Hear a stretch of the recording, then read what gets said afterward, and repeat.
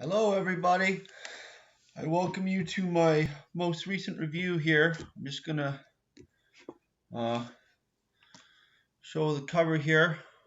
I am reviewing today J.M.S Careless's biography of Liberal Reform Party leader George Brown, the rival of John A. Macdonald. Now let's just make sure I'm recording on Rumble here. Hello, Rumble. Hello, hello, hello. Come on, baby, come on. I think it's working. I hope it's working. Can you see me? Hello. Hello, hello, hello.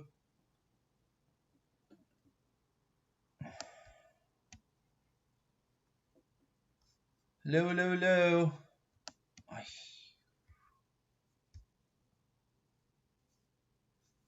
Okay, I think we're live. Yep.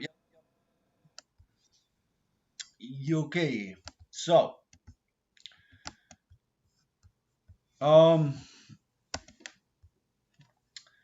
I'm first going to give a biography of Careless from the Canadian Encyclopedia.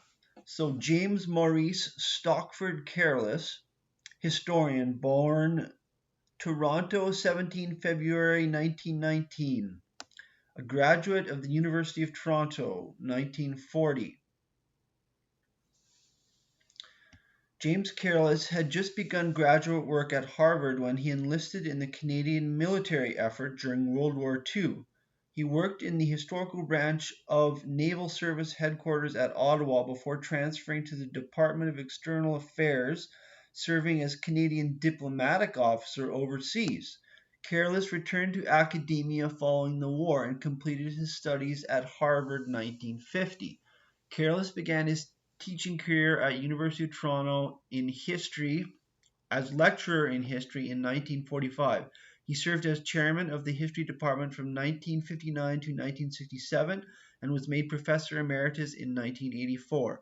Among Careless's contributions to the study of history are the development of an analytical framework for studying the rise of Canadian cities and the incorporation of ideas from the frontier thesis and the frontier thesis was Turner.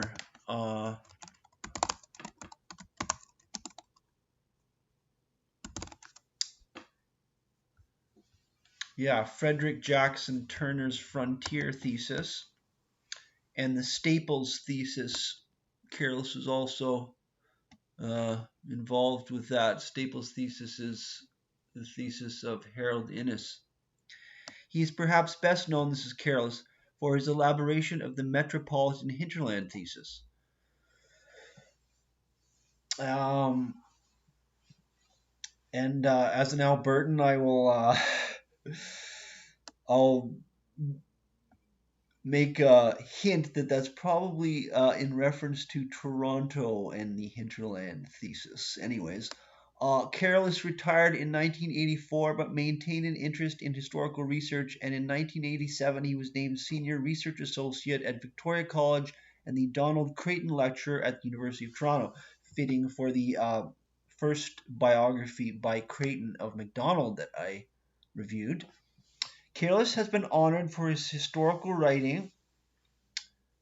He won Governor General's Awards for Brown of the Globe and for his book Canada, A Story of Challenge. He served on the boards of various historical societies and has mentored to a generation of urban historians. Additional renowned works include The Union of the Canadas, 1967, The Rise of Cities, 1978, Toronto to 1918, An Illustrated History, and Frontier to Metropolis, published 1989. J.M.S Careless was elected a Fellow of the Royal Society of Canada in 1962 and appointed University Professor at U of T in 1977. He was made an Officer of the Order of Canada in 1981 and received an honorary doctorate from the University of Calgary in 1986. So, see here.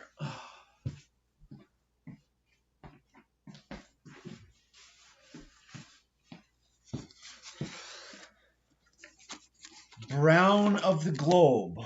Why is it called Brown of the Globe? Well, George Brown was the founder of the Globe newspaper of Toronto, and obviously the Globe and Mail, which is the largest newspaper still in Canada. Although I don't know if the National Post is actually bigger, but anyways, the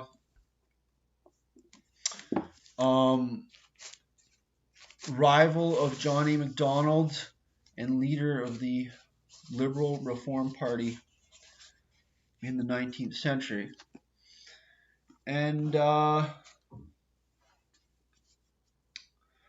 this is the first volume in Careless's 2-volume biography of Brown that sort of is interesting, or something of a parallel we can make here between Creighton's 2-volume biography of Macdonald. Looks like Careless was slightly younger than Creighton, but both University of Toronto old school historians, and by old school I by no means mean any disrespect. On the contrary, as you can tell by the fact that I'm reviewing their wonderful biographies of these giants of Canadian history. So, in the preface, Careless notes a biography of Brown by John Lewis published in the Makers of Canada series 1910. If anyone's looking for an earlier biography that may have, well, anyways, may have influenced Careless, although he cites that here, this biography by John Lewis of Brown. So let's get right into it. Chapter 1. Who was George Brown? For brief minutes the ships lay restlessly alongside, while several bags of potatoes and fresh meat were passed from the Eliza Warwick, 8 days out of Liverpool, to the Collingwood, inbound from Calcutta. But for the British emigrants aboard the New York-bound craft, it was the last chance to send a message home. As they scribbled notes to put aboard the Collingwood, Peter Brown, that's George Brown's father, penciled a few hurried words to the family left in Scotland. Quote, Monday, 8 May 1837, at sea for 8 days, made only 400 miles. All well, not a minute to spare, every good wish attend you, God bless you, unquote. Then with a rattle of blocks and the boom of filling sails, the vessels drew apart. Their wakes stretched out between them. The Eliza Warwick continued on her slow way westward, crammed to the legal limit of 2 passengers for every 5 tons of ship's burden. Among them, the former Edinburgh merchant and his 18-year-old son, Peter and George Brown. So George Brown and his father emigrated from Scotland to New York City in 1837. This is what this is describing.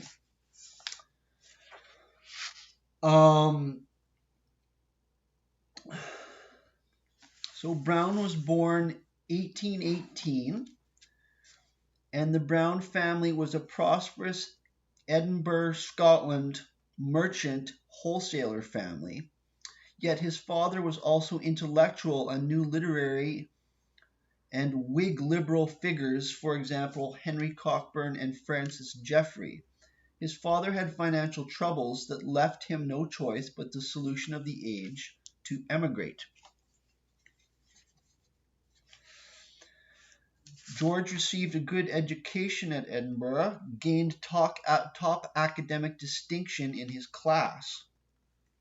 His professor said, and this is amazing how a child can demonstrate characteristics that he will demonstrate much later and be known for in his life. So his professor said, quote, "This young gentleman is not only endowed with high enthusiasm, but possesses the faculty of creating enthusiasm in others." His political saints, I think this is his father, were Henry Brougham and Lord John Russell.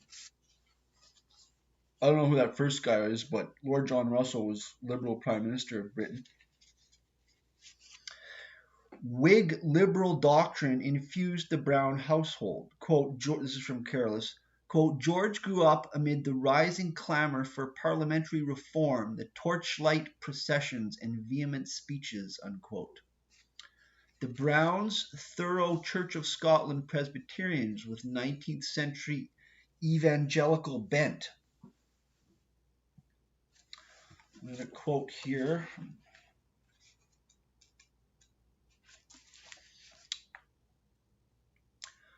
The Browns were thoroughgoing members of the Church of Scotland, Presbyterians of the old independent breed that looked with much disfavour on the temporal connections and lay patronage that had grown up in the kirk over the previous century or so. In truth, however, the spirit of their religion was not so much the austere and rigorous Calvinism of an earlier age as it was the more emotional, outgoing faith of the 19th century evangelical movement.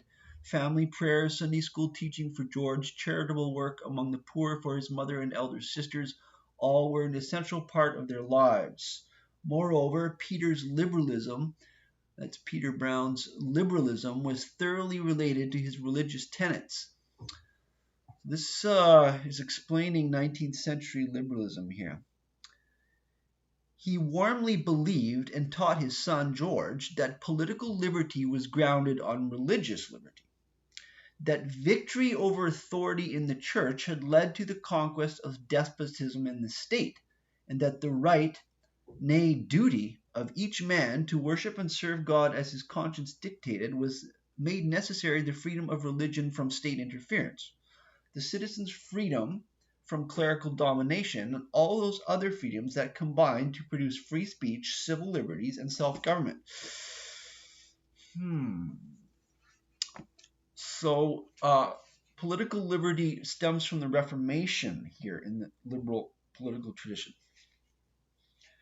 There was nothing very new in these doctrines descended from the Puritan tradition, but they were nonetheless real for Peter and George Brown. Much of the latter's political career in Canada would be governed by his belief in the vital need to keep religion free from political intervention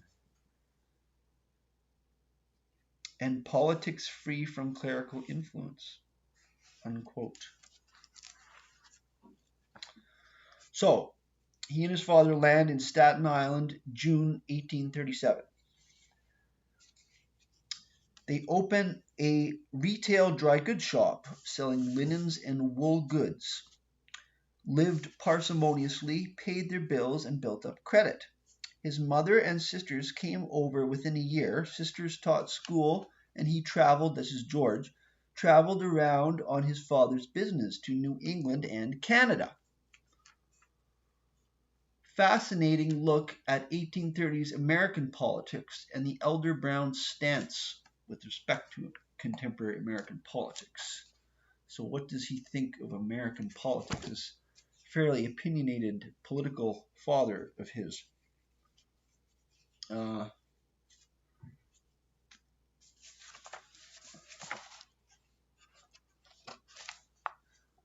Dare I ask?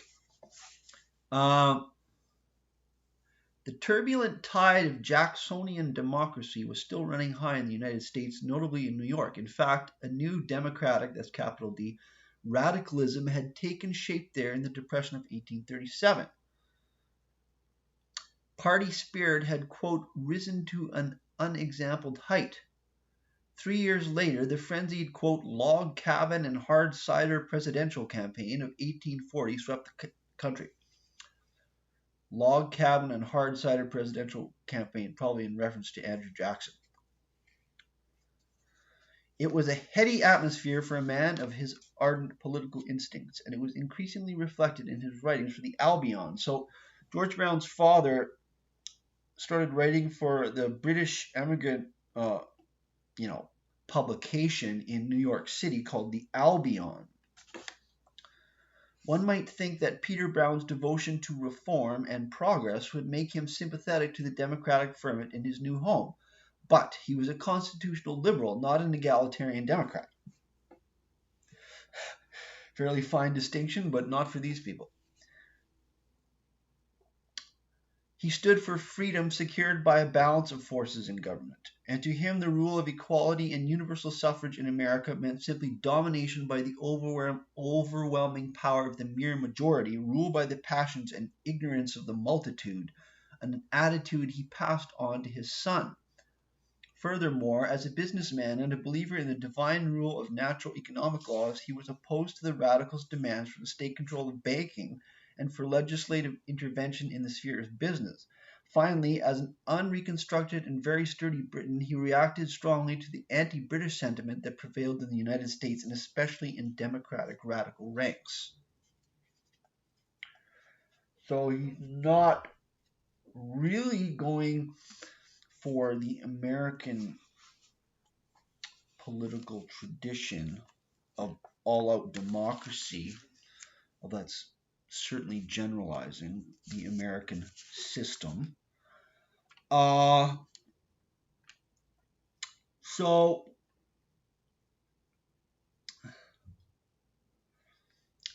his father is 58 years old, and at 58 he sets off boldly, closes the shop, and launches a weekly newspaper called the British Chronicle. George goes in with him. This weekly newspaper is neither Tory nor radical liberal. Rather, it is middling Whig.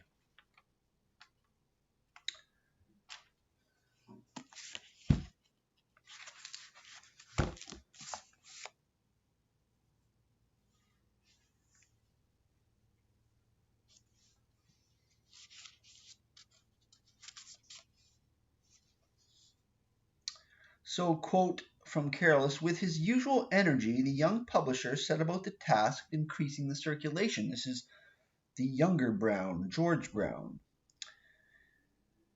Making tours for that purpose through New England, upstate New York, and finally Canada. He had already taken an interest in the last named province and was quite probably writing the articles on Canadian affairs for the paper. Now his interest and knowledge were enhanced, and he talked with leading politicians and editors in provincial centres such as Toronto, Kingston, Montreal, on visits in the spring of 1843, or stayed with friends there among the local Scottish communities. So the Scottish communities in all these places, I mean, you can just show up and this person knows that person from back in the motherland, and you stay with this person, and so George Brown is already up talking to editors and leading politicians. It says even at this early point. I mean, he's only 20. Oh, he's already 25. He's 25 years old. Still not that old. Fairly ambitious young man. So, there's a furor and split in the Church of Scotland. The Browns are proponents of the Free Kirk, capital F, capital K, Free Kirk, that would not submit to clerical appointments by the state. They are ardent proponents of the separation of church and state. And as there is no Free Kirk organ, that is newspaper, in Canada, the Scottish community in Canada, seconded by capital R reform politicians, including the famous Robert Baldwin and Francis Hincks as well, put up money to support the move of the Brown paper to Canada. So things are moving here. Final New York edition printed July 1843, and then the paper removed to Toronto and renamed itself the Banner. But it's still a religious Church of Scotland, well, that is Free Kirk, Church of Scotland newspaper at this point. A description of Toronto in 1843.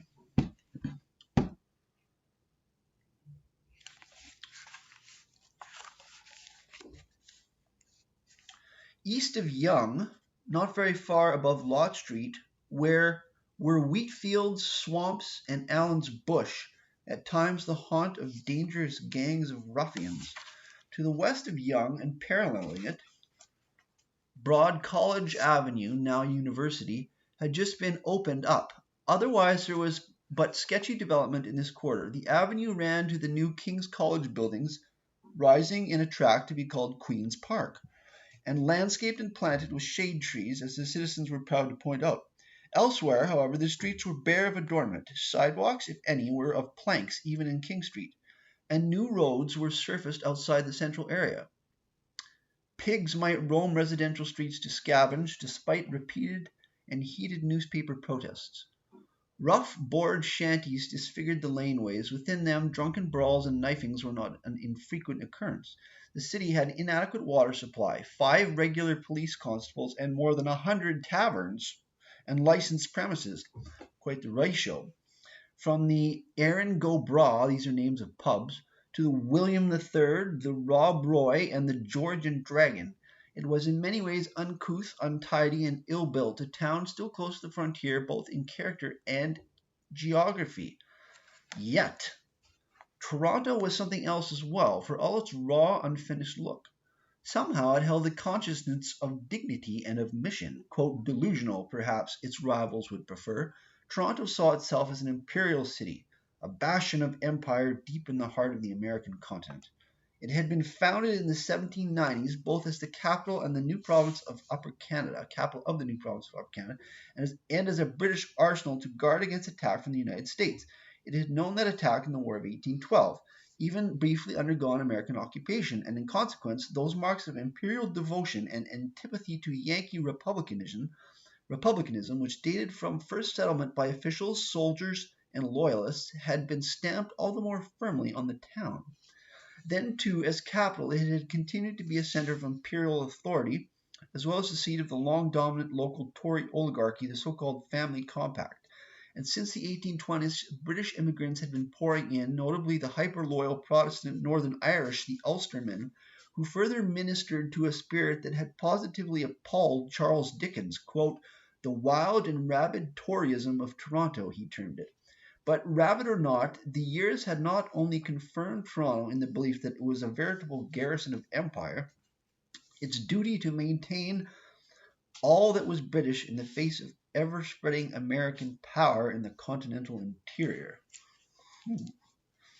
So, the Banner newspaper, this is the new Toronto newspaper set up by George Brown and his father, a weekly newspaper first published 18 August 1843. Peter Brown, the religious editor, George, the secular editor. So the Browns came at a famous time in Canadian political history. What's going on in Canada at this time? The pivotal struggle between Governor General Metcalfe and the Reform cabinet of Baldwin and LaFontaine. Metcalfe denied that he had to submit to the advice of his executive council. His executive council, that is the wanting to be cabinet, resigned. The Banner took the Reform side, attacked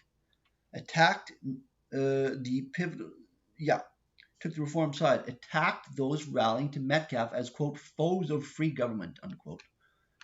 No turning back. They had taken sides in the very pivotal and contentious fight between the Governor General and the people trying to exert democracy over the Governor General. Whether the Governor General would submit to the cabinet or the cabinet would submit to the Governor General. So, with the ongoing constitutional crisis at fever pitch, prominent reformers, as capital R reformers, applied to George Brown to found a new political newspaper. And when just 25 years old, in March 1844, George Brown launched the Globe. Quote, the fighting tone that won the Globe attention from the first, Careless says. An era of belligerent partisan journalism, Brown left no doubt he stood with the reformers. What opposing partisan journals referred to each other? Let's see what sort of language they used. So, quote from Careless. For this was the era when an opposing journal could finish dissecting the Globe with the pungent comment, quote, such a mass of putridity we feel as if we had been cutting up a dead dog, unquote. When the Globe could refer incisively to its distinguished contemporary, the British colonist, as, quote, the literary common sewer of Toronto, unquote. Objective journalism here.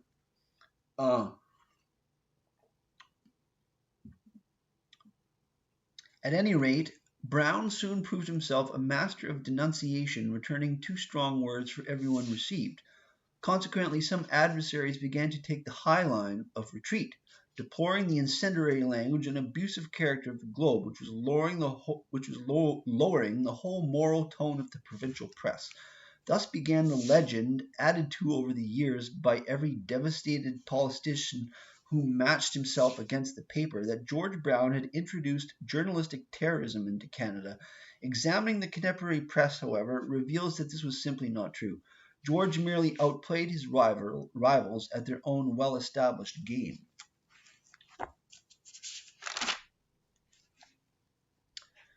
So Careless describes the, quote, the editor's burning sense of justice, unquote.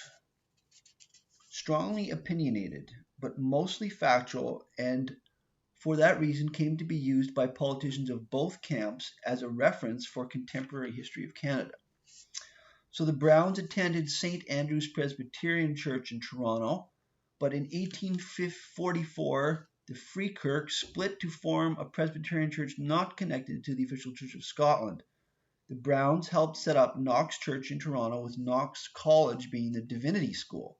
Queen's College was the Church of Scotland that didn't split away. So who Queen's in Kingston. So who was from Kingston? John A. Macdonald. So we've got 2 branches of the Church of Scotland and 2 Scottish young men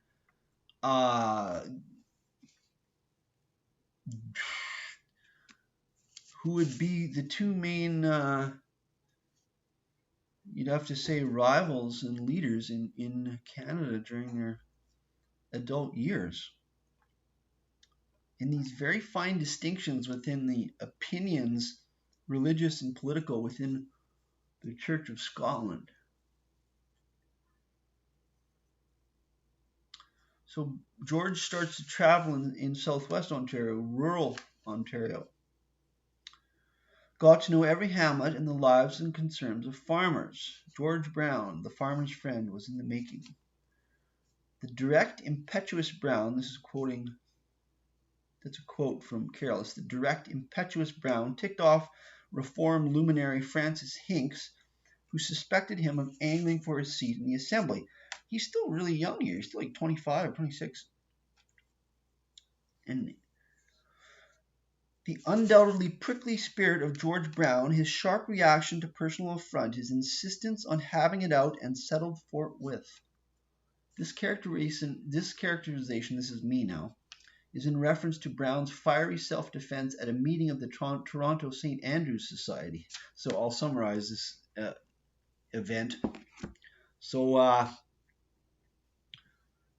the August Society of the Toronto St. Andrew's Society, which is a Scottish society of some kind, had a meeting, and the old-timer president proceeded to call out George Brown for trashing the Governor General disrespectfully in his newspaper. And did George Brown just respectfully say, oh, I'm sorry, I shouldn't have done that to this older gentleman? No, he stands up and has it out with the older president of the August St. Andrew's Society. George Brown doesn't back down or be polite to anybody, including the Governor General or anybody. Amazing Democratic Culture. Description of Organization in One County in 1847.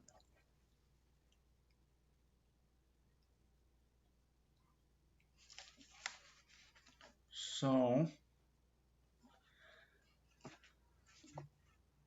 Baldwin passed on his own concern over Oxford, this is a constituency, to George Brown, already recognized as a knowledgeable man in the West.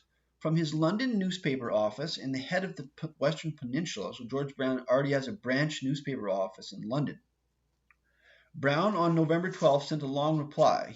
He first reported on Middlesex, where William Nottam would run again. Quote, this is writing to Baldwin. We had a meeting of the London Central Committee on Wednesday night that went off famously. It was agreed that the hurrah system and not the quick style of canvassing was the best, and that a mass meeting should be held at the Junction next week, and township meetings in every section of the county. I have written all the delegates, 34 in number, calling on them to form township committees as agreed upon at the convention. So he's writing 34 delegates, this is in just one county, calling on them to form township committees, and I researched it, and a township is 6 miles by 6 miles square. So they've got a township committee for every 6 miles square in the county of Middlesex. And George Brown's writing to every one of these township committee delegate heads. I mean, this is this incredible democratic organization for one constituency here. More on this. Democratic grassroots democracy. Late that December, it was biting cold, although there were only light falls of snow, and the roads at least were clear and frozen hard for fast travel. It was a good thing, too, for on the morning of the 27th, just as Brown had returned to Toronto from attending Baldwin's own election contest in the 4th riding of York, he learned that he was needed back in Oxford almost at once. Hincks, it seemed, would not even be able to come up in time for the important county nomination meeting on the 28th. Someone must substitute for him. At once George Brown set out with Leslie by sleigh for Woodstock. Bundled in robes and straw, they drove the rest of that day, all night, and again the next morning to reach Woodstock's new courthouse for the meeting at 1 p.m. So they're going to be like, what, 2 people at the nomination meeting in Woodstock? They arrived in time to find the local magistrates presiding over some 600 people jammed standing into an overheated room and overflowing down the stairs and out into the lobby. They heard the opposing candidates, officially nominated and seconded, and make their addresses in reply. Then Hincks' name in turn was duly proposed. Brown rose to answer for him since, quote, Mr. Hincks finds he cannot be present in this county. He spoke on Hincks' behalf for 3 forceful hours. Despite the strain of his journey, moreover, held his audience despite the heat and their tedious standing position. He told his father afterwards, quote, some slight attempts at interruption were made, but it was merely temporary, and I must give our opponents the credit of having behaved wonderfully well for Tories. And then from there he goes on. He managed 6 meetings in 6 days. He managed 6 meetings and 6 long speeches in the last 4 days of February. So he speaks for 3 hours. This is a nominating meeting, okay, where all the candidates for all the parties were nominated. And he gives a 3-hour speech, and the Tory voters or supporters also standing room only and listen to him for 3 hours. And the other guys must have spoken for a few hours too. So this is the level. Like, who now could sit and even listen for 30 minutes, let alone a 3-hour speech, let alone standing room?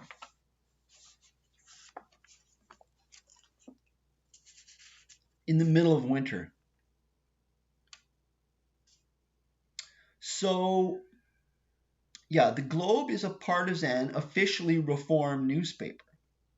Careless calls Brown here the party journalist, quote. So Brown instrumental in crisscrossing Canada West during the election of 1848, the historic victory of Baldwin and LaFontaine. But he's sort of a party operative. while also publishing the Globe as the party newspaper. The new Reform government appointed Brown to a commission after they won the election into the abuses of prisoners at the Kingston Penitentiary. Once again, who's from Kingston? John A. Macdonald. And the Reform government appoints Brown to a commission to look into the abuses of the prison there. In any case, yes. So this commission that Brown heads, you can see the at this point even I'm sort of making some assumptions here, but the concern for human rights of the prisoners is what the liberal, and I have to define this term in the 19th century context because it doesn't mean what it means now. But in this sense, actually, there is some continuance to 20th century and I don't know about 21st century, but the Reform Party is concerned with the condition of prisoners that were being treated, I think, well, they contested were being mistreated in this prison. And so Brown heads a commission that you'd think, who cares about this meaningless, obscure commission? While it plants a seed in the mind of John A. Macdonald that comes back again and again over the years, that George Brown conducted a partisan witch hunt and kicked out and fired the prison warden who happened to be a associate of John A. Macdonald. So this seemingly obscure event comes up again in the future, far in the future.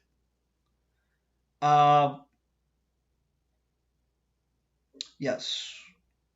So Brown wanted separation of church and state, so the state couldn't tell religious people what to do. Now, here is, we begin to see the liberalism of the 19th century in,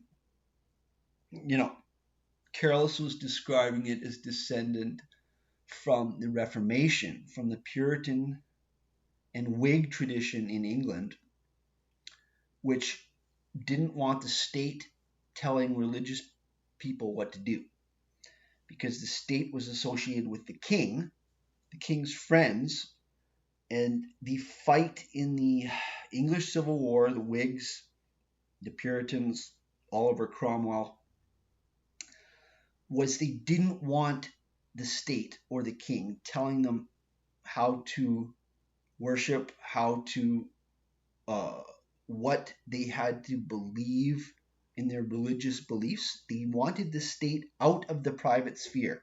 Okay, this sense of liberalism, or this is what they meant by liberty, individual liberty, freedom from the state. This is not what liberalism means in the 21st century, in case you haven't noticed that. But this is what separation of church and state means to the 19th century liberals. It doesn't mean we don't want religion. It's actually the opposite. They value religion so much they don't want the state anywhere near it. This has been misrepresented to say that liberalism doesn't value religion. They were the most religious people, both the Puritans in England and in the 19th century in Britain and Canada, as we see here. So the Browns wanted separation of church and state, so the state couldn't tell religious people what to do. This is me summarizing. The opposite of the reason supposedly religion bad, 21st century critics insinuate is the reason. Now, the Rebellion Losses Bill is much more serious than this obscure commission Brown is appointed to, because the Rebellion Losses Bill, once the Reform Liberal government got in, they proposed to actually give financial remuneration to the rebels who had property damaged in the reprisals on their rebellion. in 1837, 1838, which is pretty insulting to the Tories to actually give the rebels money in repay them for losses that they suffered in their illegal rebellion. So this really ticks the Tories off, but the Reform government passes the Rebellion Losses Bill and the Governor General signs it, and the Tories go nuts, like the Tory voters hit the street, riot.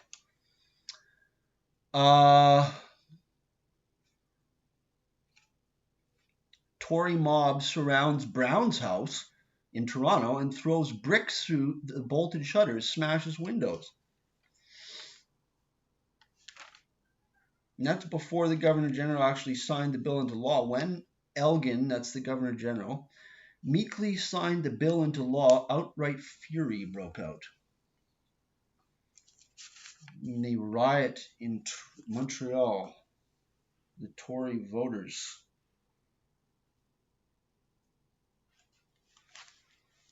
On April 25, is this 18? Well, I'm not sure what the year here. On April 25, when it was known that the Governor General had accepted the Rebellion Losses Bill, a wave of riot and destruction swept through Montreal, and that night the Parliament buildings flamed into a wild sky. Once more, George Brown missed the savage spectacle. He was back in Toronto, taking full control of the Globe. His work at the Penitentiary Commission concluded. There, however, on May 2nd, he could witness a milder Toronto version of the week-long anti-Elgin, anti-reform, and anti-French disorders in Montreal. A noisy, seething multitude gathered in St. Lawrence Market to burn Elgin in effigy. The standard no-confidence motion of the mob. Alderman Beard presided over the local demonstration as Tory civic magistrates looked on in an attempt to suggest that the whole city supported the fiery condemnation of the Governor General. Brown answered in the best way he could through the Globe, fervently defending Elgin as the, quote, gross violence and, quote, political knavery of his foes, drumming up support for addresses of loyalty both in Toronto and throughout Canada West. Above all, he lauded the Governor General for courageously upholding responsible government. That's democracy, in fact, responsible government.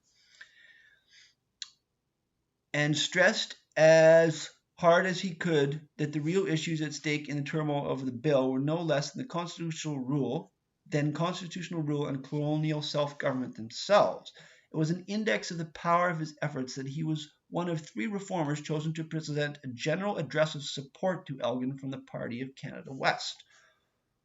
They're really rubbing it into the Tories, you have to say. They're not backing down. Meanwhile, Tory rage was ineffectually wearing itself out.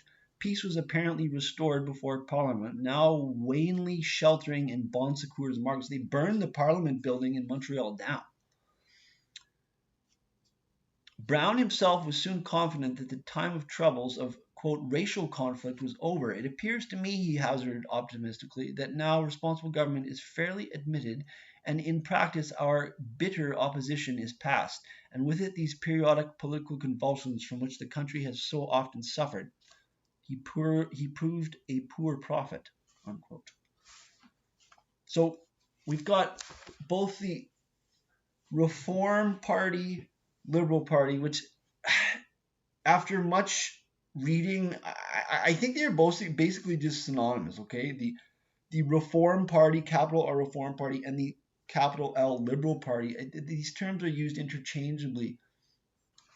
I believe, although I think the Liberal Party also has references more directly to the Puritan individual liberty liberalism and free trade liberalism. Free trade. And the reform, capital R Reform, refers specifically to the reform movement in Britain to broaden the electoral franchise. But they're referred somewhat mysteriously interchangeably, I conclude. But I hope I'm not wrong about that. But I also consulted to just bail myself out if I happen to be wrong. Did consult the textbooks on this, and it's none of them's clarified it. But the terms reform and liberal, capital R, capital L, are used mostly interchangeably by Careless, anyways. All this is a tough pill for the Tories to swallow. Yes. Brown is not averse to. Yeah. So we see this fiery conflict, literally, between the Tories and the Reform Party, and then also the Catholic French Canadians and the Protestant Upper Canadians. We've got real divisions here. And when Brown says here the racial conflict, he means the French and the British.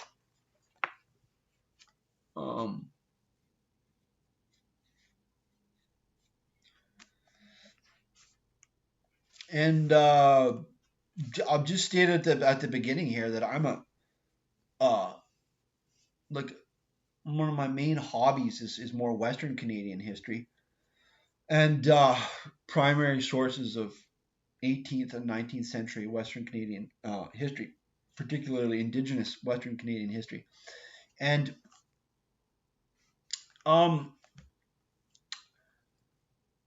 both, you'd have to say, Brown and Careless, we have to recall that Brown is a recently arrived Scot who comes straight to Toronto. He's an urban guy, first off. He does not mention the Indigenous people, like, at all, basically. And neither does Careless. And they can both be criticized for this. Careless also is a Toronto urban academic in his case. Both very Toronto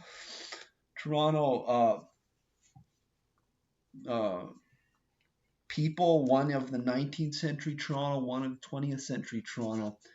I'll just leave it at that for now. But I'm just to state factually, we don't hear like anything about Indigenous peoples in Brown. Although maybe he did. I can't say for sure that Brown doesn't because I don't read every edition of the Globe over the decades. But Careless does not mention the Indigenous peoples hardly at all. I don't think he does at all, frankly. You can look in the no. I looked in the index. He says nothing about the Iroquois, anybody. Now, yeah. So when they talk about race,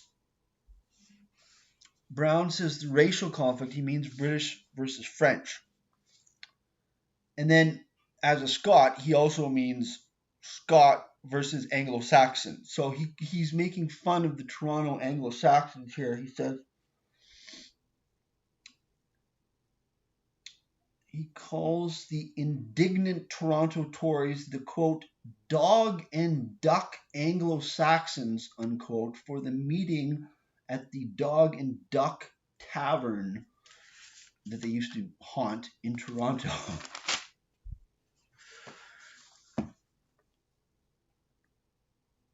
The Toronto Society of the 1840s and 1850s. Brown, this is quoting from Careless, Brown did not lose interest in broader penal questions. This interest, 19th century liberal interest in the rights of the prisoner. Now, getting back to Careless. In fact, he went before the public to speak on them. In Hamilton, for instance, he lectured on principles of prison discipline, earnestly though somewhat stumblingly, and gave a better address on that subject before the Toronto Mechanics Institute in April 1850. This was the city's typical Victorian lyceum, attended for entertainment and instruction by the best society, no less than the self-improving workmen. So look at the intellectual level of Toronto society, and this isn't just, you know, university professors.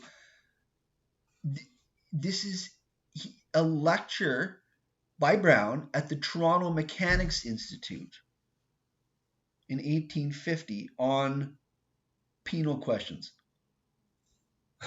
And this is attended by working class people. All equally ready, this is the best of society as well as the working class, all equally ready to be edified by lectures on penology, the objects and practical advantages of agricultural organizations, a highly philosophic inquiry labeled, quote, "Does the eye or ear contribute most to man's happiness," unquote, or a learned discourse on the natural history of man. So we can criticize them for certain things, but we have to also note their fairly high level of discourse, and this is amongst working class people. And we have to recall that the capital R Reform Liberal Party was more the working class, although that's not completely the case, but the Tories would have been associated more with the king, certainly, or the queen, and the official imperial structure of government, whereas the Reform Liberal was more the working class. But that's a real generalization, and that anyways. But that you can't say that. So Brown's going around giving lectures. Of course, his education, we have to recall, at this time, he was educated in Scotland. It didn't go to university, I believe, but the level of education received by students was at a much higher level.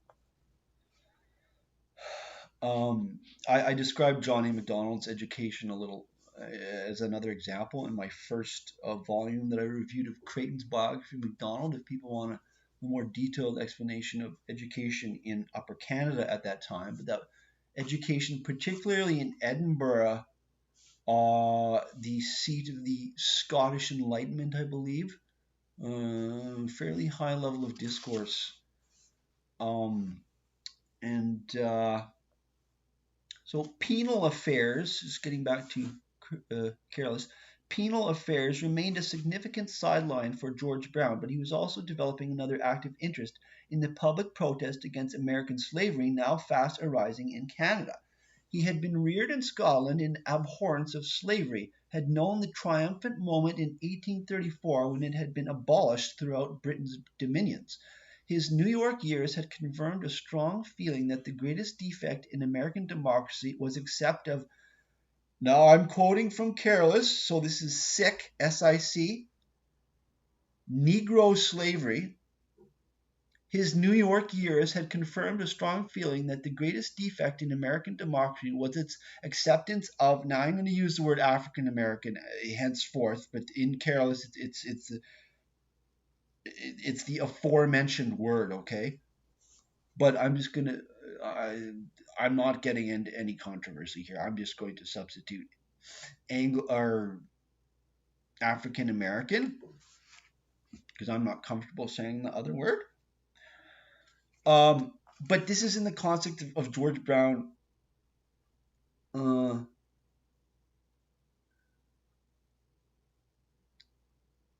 abhorring slavery. Okay, so let's keep that in mind.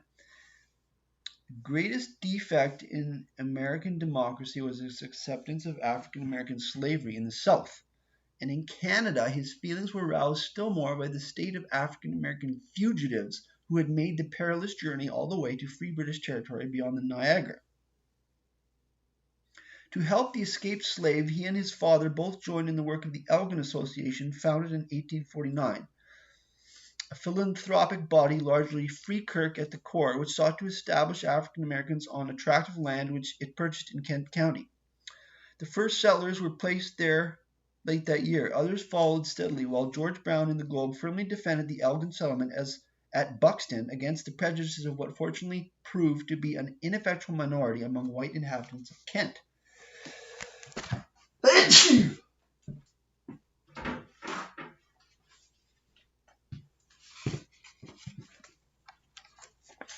So, then in 1850, the passage of a stringent new fugitive slave law in the U.S. brought further warm response in Canada from African American sympathizers like George Brown, who bitterly attacked the measure in his journal.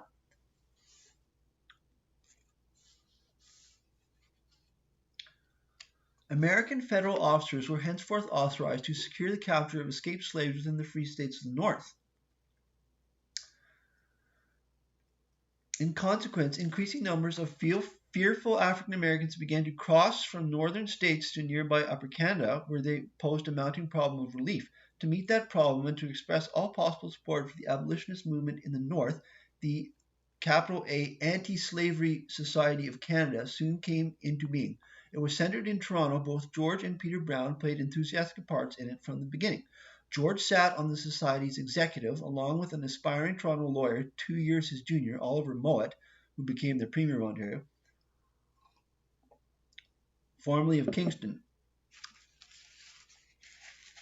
Peter was prominent on the speaker's platform at crowded public meetings. Furthermore, Isabella became an officer of the busy W Women's Auxiliary, which on occasion looked after 500 cases of relief at once, while her husband, Thomas Henning, held the hard-working job of Secretary of Society. As time went on, however, it was George Brown who particularly made his mark at the public meetings with powerful anti-slavery orations, one of which gained high praise from that most eminent of British Liberals, John Stuart Mill, and further earned the accolade of publication by the August Emancipation Society of Manchester. Reformation of the prisoner, liberation of the slave, these were strong enthusiasms for George Brown. So forgive my,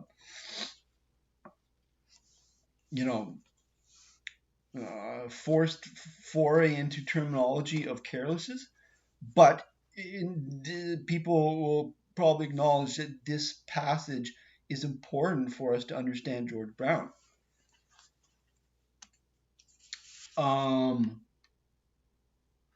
So, his governing beliefs and principles. Actually, no, I'm skipping ahead too much there. Okay, so the term voluntarism is used often as one of the main things George Brown believes in. What this refers to is that the state should not force beliefs on anyone. That's what is meant by the term voluntarism. Again, the separation of church and state, but from the context of the state should not be able to tell religious people what to do. Not that religious views shouldn't be allowed. That's not what the separation of church and state means. It actually means the opposite. So, George Brown, a fervent voluntarist, that the state should not force beliefs on anyone. This is what liberal means. Anti-reserves association. So there's this fairly obscure argument about the clerical reserves. Land was set aside in the original settlement of Ontario or Upper Canada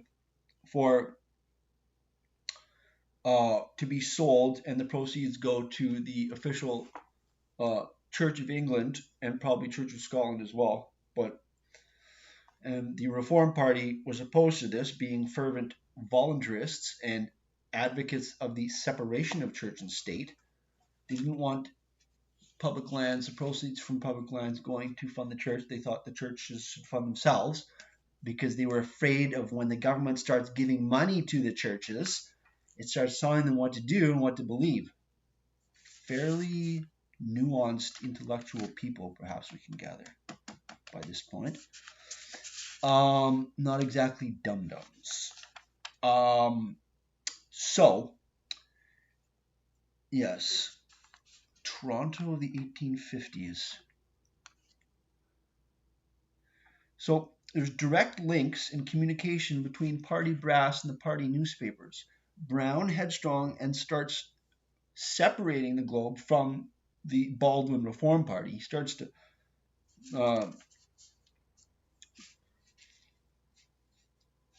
rebel a little bit against, starts thinking for himself. He doesn't like being the party newspaper. He's starting to think this. So he decides to run for office in 1851, and he loses. I believe he ran as an independent, but he definitely runs as an independent shortly when he runs the second time. But he runs in 1851.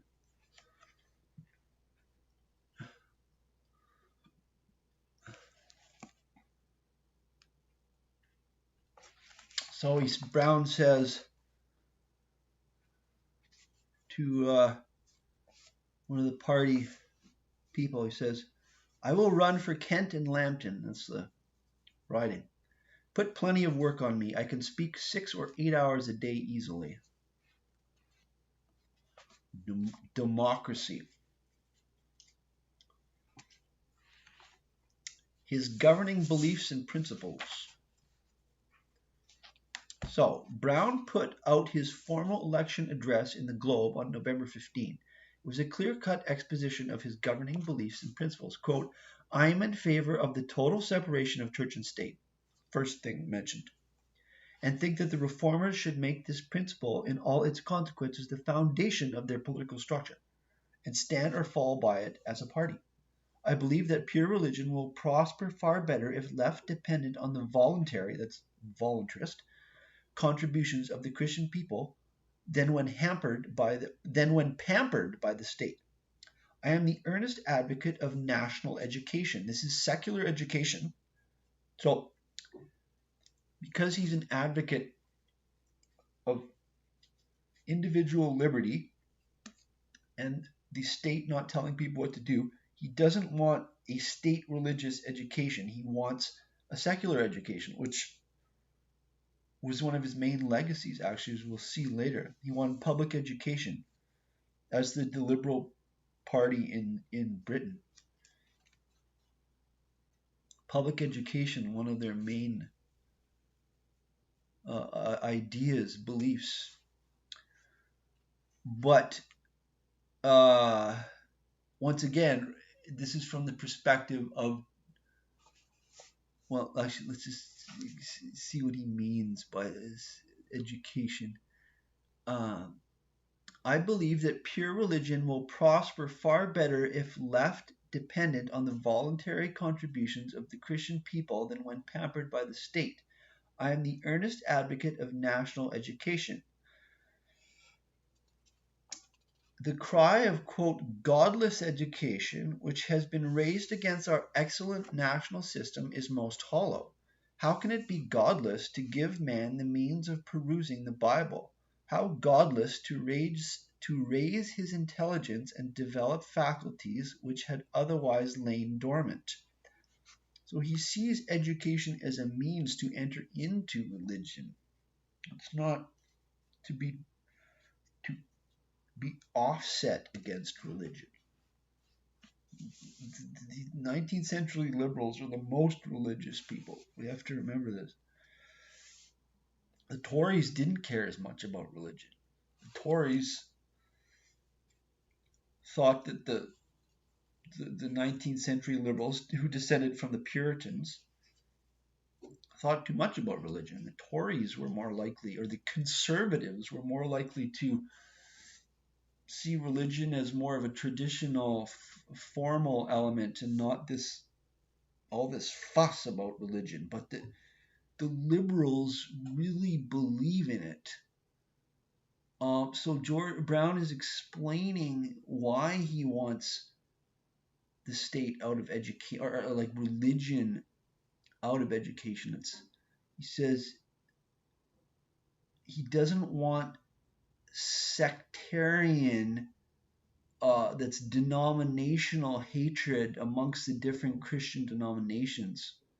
So he says, how is it godless to raise his, that is man's, intelligence and develop faculties that had otherwise lain dormant?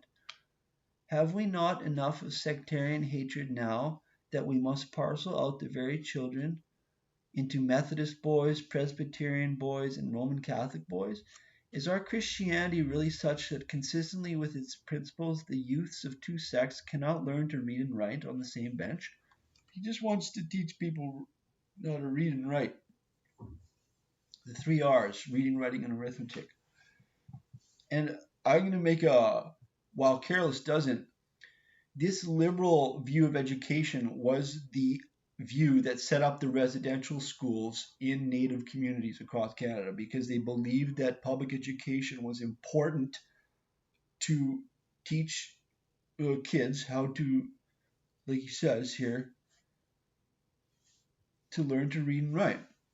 This was the liberals' preoccupation, small L liberals' preoccupation in the 19th century.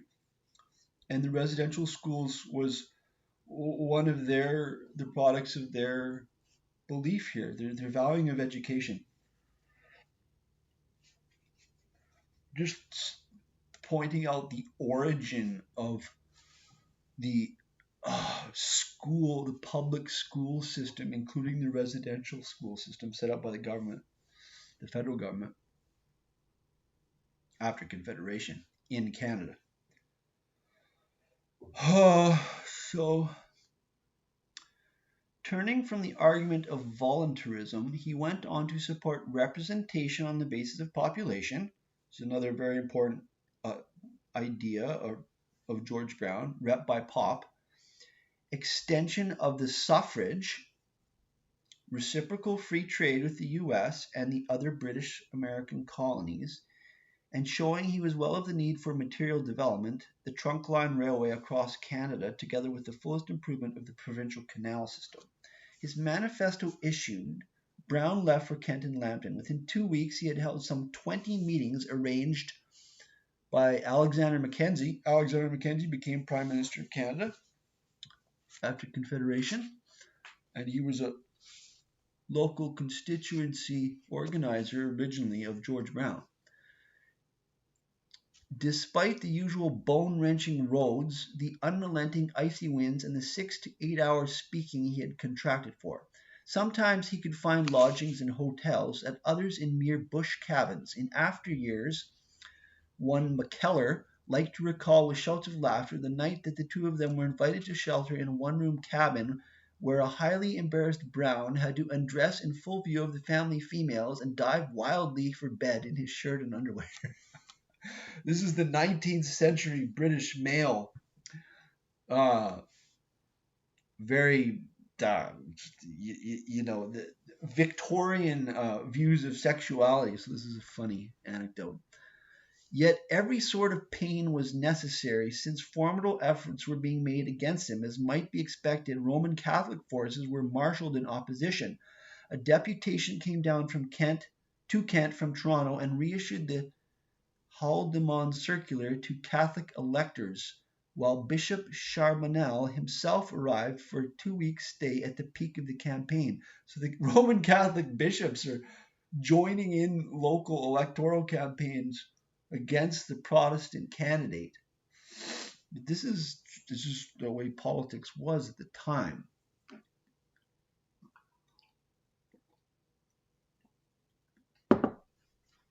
So McNabb, that's the Tory leader's famous remark, and I hereby publish a retraction, or I think that's the word. I said that in my previous video of Macdonald, I said it was Hincks, Francis Hincks, the liberal leader, who said this famous remark, but it was actually McNabb, the conservative leader. So McNabb's famous remark, quote, "My politics now are railroads," unquote. This is the 19th century era of the railway. And politics are intertwined with the railway. The uneasy union of two peoples is the description of Canada, the French and the British. The opening of Parliament at Quebec City in 1852. This is a really wonderful scene.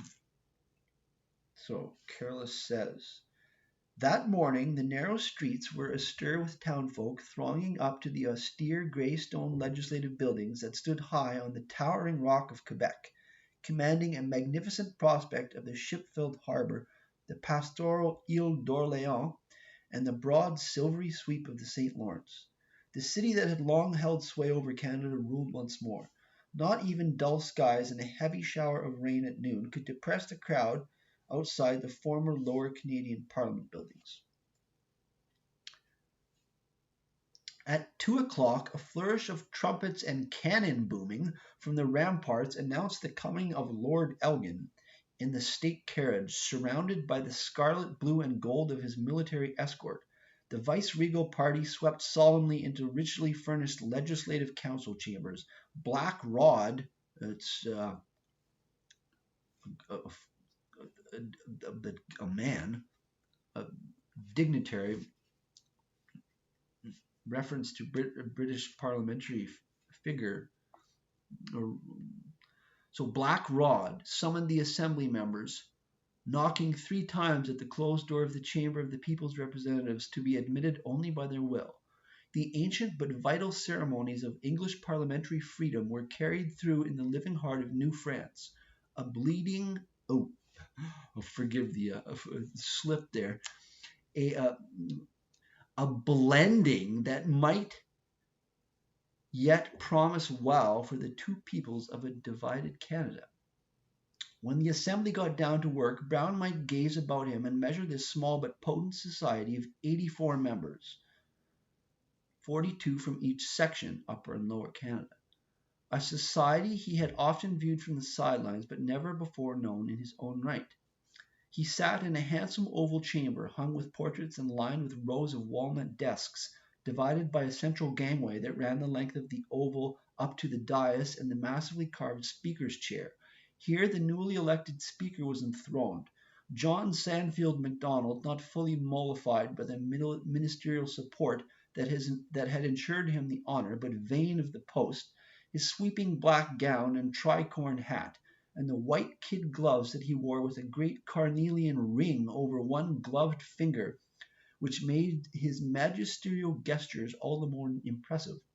To Sandfield's left were the opposition forces, a motley of 20-odd Tory conservatives, a few Eastern radicals, or Rouge, and a fringe of Western independent members. Across the gangway and on the speaker's right, the ministerial ranks were deployed. Some 50 strong, they comprised the largely French Lower Canadian phalanx and the Hinksite Upper Canadian moderates. So Baldwin and LaFontaine had retired. Francis Hincks is the new premier of the United Province of Canada. I believe, yes, this is the United Province of Canada now. Together with their clear grit allies. This is quite the, well, it's a reform government. We'll summarize it by that. Conservatives are in opposition, although they're along with the Rouge radical French patriots, so it's quite a confused, motley crew here, all fronted by the great men of the cabinet. There sat wiry Francis Hincks, sharp-featured but for his wide and mobile mouth, always feverishly busy at his desk drafting statements, scribbling notes to his staff officers, or holding whispered conferences. As a speaker, he was rapid to the point of stammering, yet effective enough with his razor tongue and acid phrase. He was affable in disposition and clear-headed in his generalship, but vehement and unscrupulous as well, the hyena to his enemies. Nearby were his grit colleagues. I'll describe the clear grits later. These were radical Democrats from Upper Canada, the rural clear grits. This is the origin of calling the Liberal Party in Canada the Grits. Although I seriously doubt whether Justin Trudeau would have associated with the clear grits here. Anyways, nearby were his grit colleagues. This is Hinks's grit colleagues. Burly Malcolm Cameron, as irrepressible as ever, and the corpulent dignity of John Rolfe with his handsome head and hooded eyes, his ingratiating voice and air of chill finesse. Then there was Attorney General West Richards and the Lower Canadian ministers led by the sensitive and conscientious Morin. Among them Chauveau, a noted littérateur, and Drummond, the Attorney General East, who was properly silver-tongued in his native Irish tradition, yet a bit inclined to pomposity besides. Of course, the Irish element was another major force in Canadian politics, to a greater proportion of the population than in the UK. Still other ministers there were, like Taché and John Ross, but they sat in another place, the Legislative Council. On the other side of the House, so that's describing the government, as Brown looked from his seat at the far end of the chamber, he saw oppositionists as varied as the gallant and gouty Tory hero of 1837, Sir Allan MacNab, and the irascible prime rebel of those days, William Lyon Mackenzie. This is so confusing because you've got in opposition an old Tory as well as the arch rebel who literally rebelled in arms against the Tory, Governor General, William Lyon Mackenzie. So they're both sitting in opposition against the moderate liberal Reform Party of Hinks, I believe, who's also allied with the Clear Grits. Very confusing. On the other side of the House, Brown looked from his seat at MacNab and Mackenzie, hoary-headed now, a little deaf, and inclined to fits of elderly drowsiness between his slashing outbursts. Then there was Papineau, the French-Canadian rebel who paralleled Mackenzie in French Canada. Also nearing the close of an eloquent career, who opposed the government as a rouge Republican and anti-clerical, while Joseph Cochon did so as an ultramontane conservative. These guys are all in opposition, and they hold basically opposite views. The two were at either end of the scale of French Canadian nationalism. You'd have to say they're more individuals here. As for the rather undistinguished pack of Tory conservatives, John A. Macdonald was obviously rising well above the rest, widely regarded as heir presumptive to MacNab, if not as actual leader already. Long-nosed and loose-limbed, he was genial in manner yet stinging in debate, seemingly offhand to the point of negligence, but devastatingly perceptive when he cared to be. He was an apparent trifler whom George Brown might never understand, any more than he could appreciate Brown's own uncomplicated directness.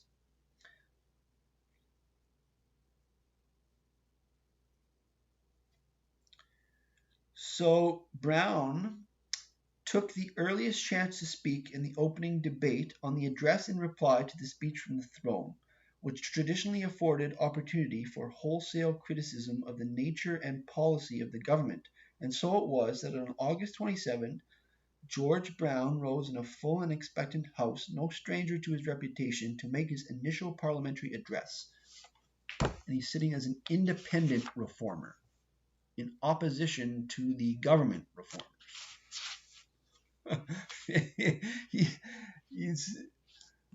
These people are individuals, not the sheep of the prime minister or the premier. Not at this period. At least not George Brown, and not most of them.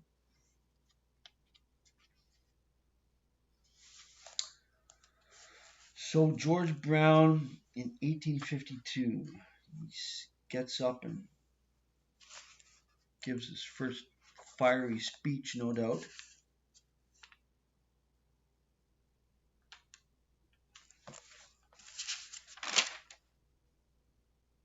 Yeah, the conspicuous lack of two simplistic parties. This is my observation. The legislature in the United Province of Canada, a sight to behold.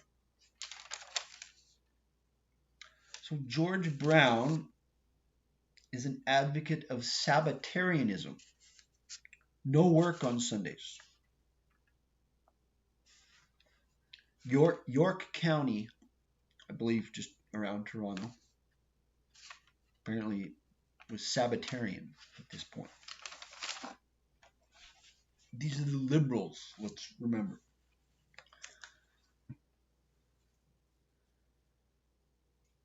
Brown just stuck to his principles come what may. This is my observation.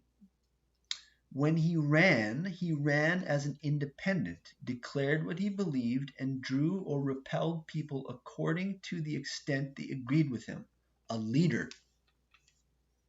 So he bucked the Reform Party leadership, took the globe in his own direction, and ran as an independent reformer and got elected. And now he's up there grilling his nominal party leader from the opposition benches. So just a comment on Careless's prose here. Careless's prose, as you can, I've given some examples here. Careless's prose is similar to Creighton's, an historical narrative based on primary source documents. He's slightly more lengthy than Creighton. An episode takes slightly longer to relate, yet livened by a lightning slang and anecdotes. Brown travels Upper Canada during the winter of 1852.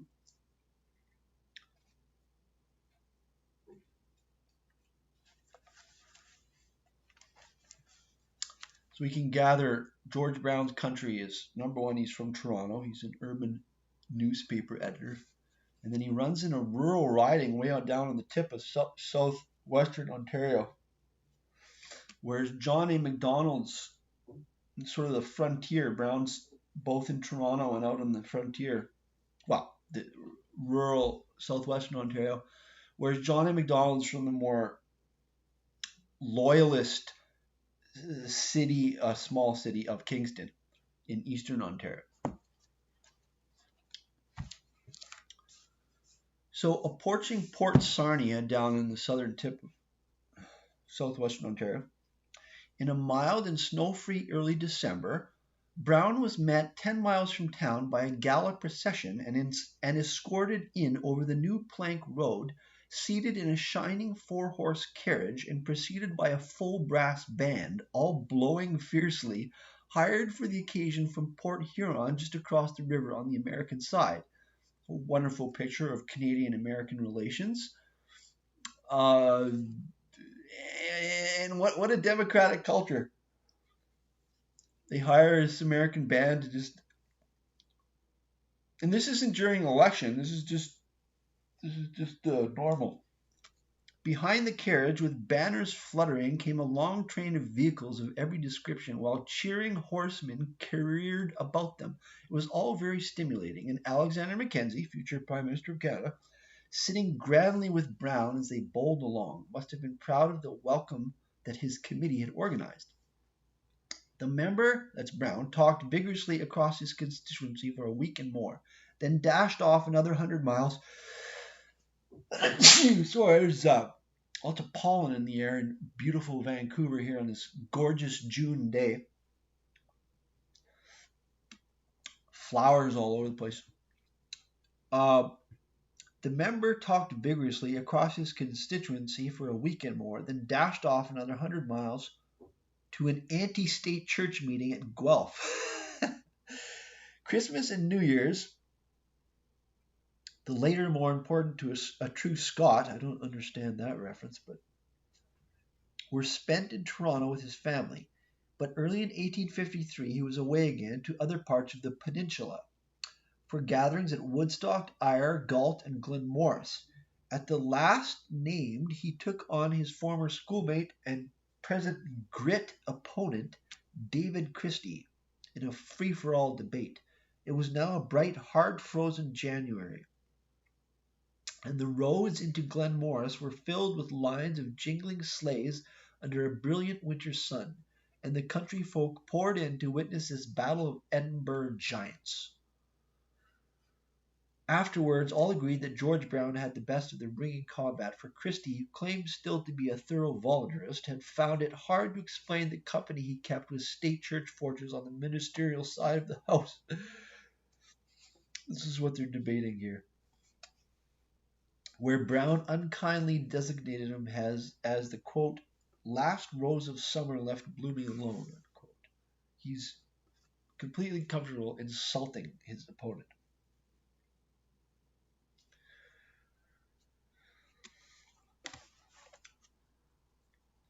Despite the winter rigors, he had in the 3 months' adjournment travelled at least 1,500 miles to spread his views among the population of the West. It was this sort of effort, no less than his parliamentary labours to uphold Upper Canadian interests, which was making him so powerful a figure in the western countryside. The man called Gordie Brown, Gordie Brown in his, or Big George, Democratic politician, no elitism here.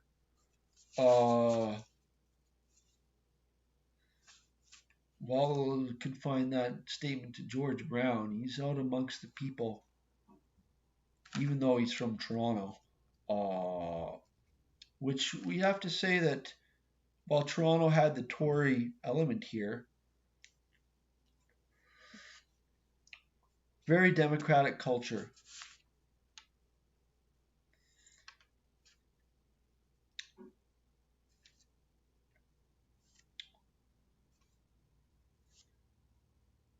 A leader, ahead of the crowd and getting no support, but doing what he believed anyways. For example, this is my observations. Brown moved a resolution in the Assembly in 1853 for representation by population, defeated 57 to 15. So this is one of Brown's main legacies to Canada was representation by population in the federal Dominion. Before that, there was equal members from Upper and Lower Canada to a larger extent, or perhaps completely. Forgive me, this extremely complicated period. But Brown, from this early period, 1853, was the advocate of rep by pop, which was adopted in Confederation, along with giving Quebec its own legislature, but giving Ontario rep by, and the whole country rep by pop.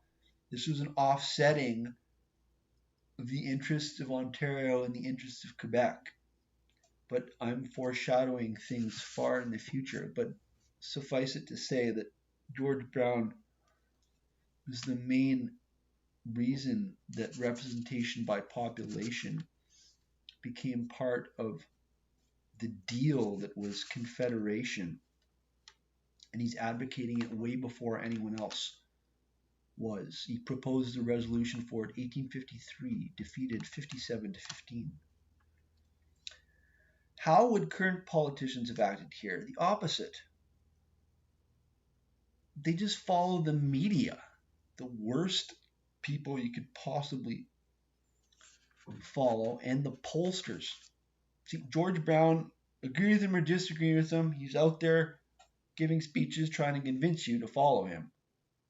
That's a leader. That's what okay. He's not following pollsters. He's losing votes 57 to 15. He's running as an independent member. He's a principled person, whether you agree with him or disagree with him. He's not trying to trick anybody into voting for him by knowing the polls and saying this phrase to get these people to be deceived in all this. No. That's current politicians. This is a principled individual. I'm not saying he was right all the time, but he was who he was, and that's who he was. So Brown saw the separation of French and British Canada as an oversimplification, as parochial. This led him to advocate representation by population and eventually confederation, a big thinker. So his broad-mindedness, if not his open-mindedness, indicated again by his support for one secular university as opposed to numerous denominational colleges. His unparochial view. Is this guy a bigoted dum-dum? No. Brown strenuously opposed the destruction of the grand design for a single public institution of higher learning. Wealthy enough, well, so what are his reasons for this? Wealthy enough to attract the brightest talent to its staff. See, he's thinking, he's into the details of things. You know, big thinker. He wants one big secular university so they can attract the most intelligent professors and qualified professors and raise the level of discourse in colonial Canada. Wealthy enough to attract the brightest talent to its staff. The result he forecast, if smaller denominational colleges were the result he forecast would be a quote multitude of small sectarian colleges with chairs clubbed together and filled with inferior men, the youth educated as sectarians and sent abroad with all the prejudices of narrow education. What do we have now? Do we have public-minded people who are not being taught any particular ideology in the universities?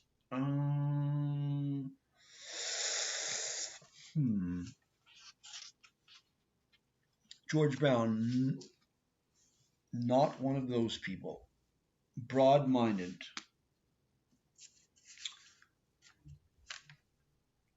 So, as was John A. Macdonald, they both shared that. John A. Macdonald was no small thinker as well. So French Catholics saw social, educational, and welfare institutions as falling within the purview of the church, whereas Brown wanted separation of church and state. Upper Canadian Protestants saw union of church and state as dangerous, and so this is Reformation stuff we're still seeing. Protestants saw church and states as dangerous, and so saw social, educational, and welfare institutions as separate from a state church.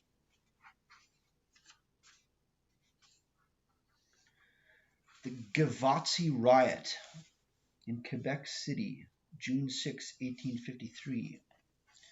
Catholic rioters, after they had, I believe, so this Gavazi was an Italian liberal Catholic who goes on a speaking tour. I described this in the biography of John A. But an interesting additional point here is that the Catholics rioted in Quebec City and much more so in Montreal when Gavazi went through lecturing. But in Quebec City, after the main disturbance, the crowd goes over to George Brown's house and shout. Oh no, they go over to the Parliament and shout, "Brown, Brown!" So Brown is starting to be seen as the Protestant champion, and he's a marked man by the conservative Catholics, or at least these rioters in 1853. Then there's the more serious riot. I described this in the Macdonald Review. This more serious riot of there's Catholics and Protestants counter-rioting in Montreal, and the troops are called out and they fire, and some Protestants are killed, like 7 or 8 or 9. So this is a tragedy. Shows that the Catholic Protestant issues were very um, vehement at these times, at least some people. The Globe, that is Brown, saw the union of church and state on the one side and the separation of church and state as a determining factor in party political identity. This is so different. We have to transport ourselves into the 19th century. This is the most important thing for them, is their religious beliefs. To keep religion from being tainted by political power, and to keep politics from being tainted by religion. Well, so there is that element as well. This stems from the Reformation. This stems from they don't want the Catholic Church telling the government what to do.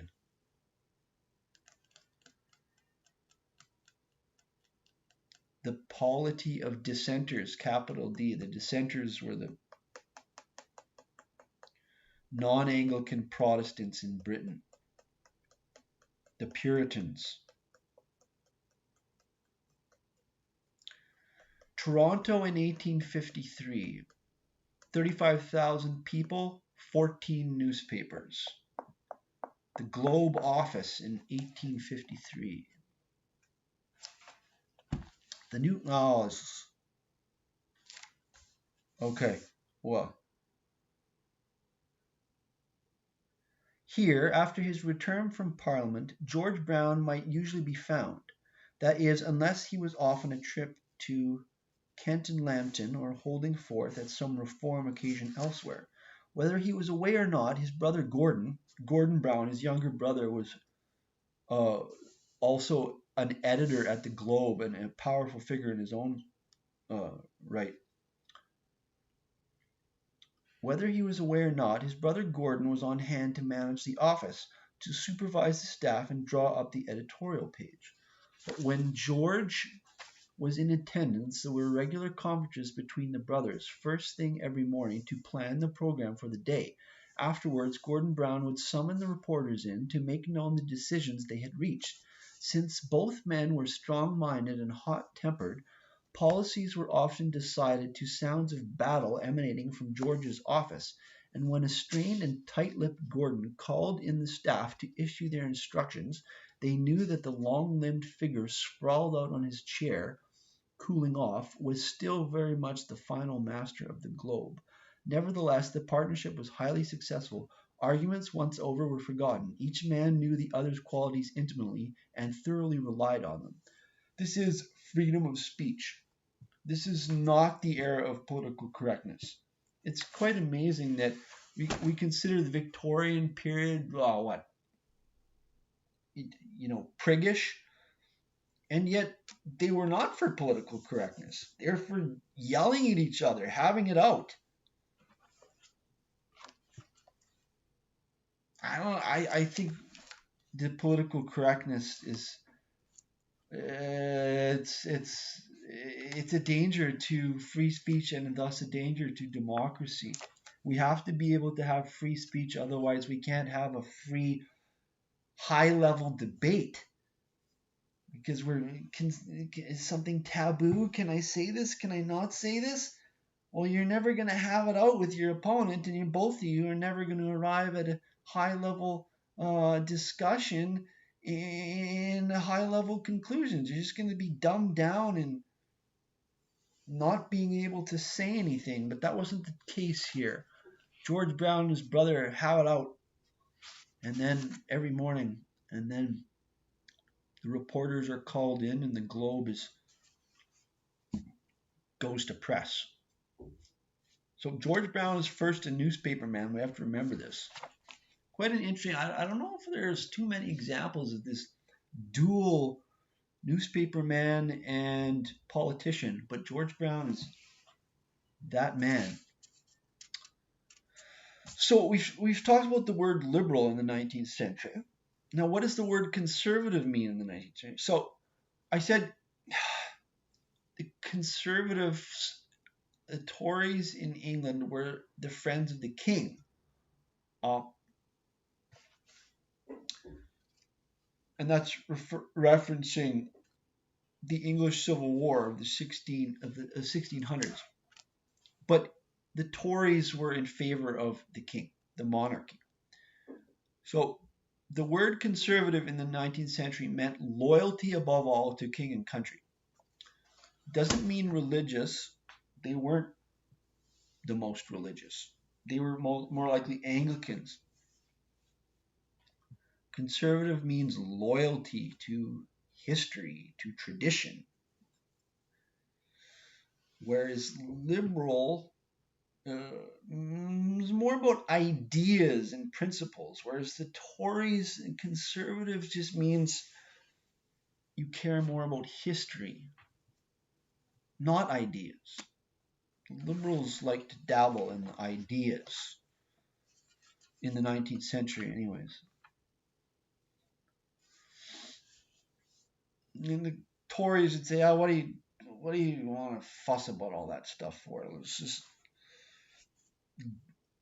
cannons blasting. Let's just stand up for our country." That's what they would have said.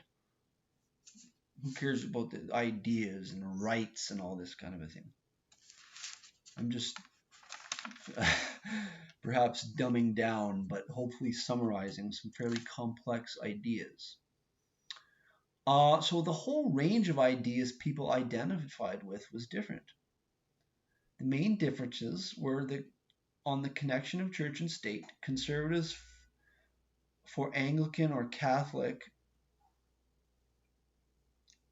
Catholicism in French Canada and Ireland, and the Reformed liberals for Protestantism separate from the state.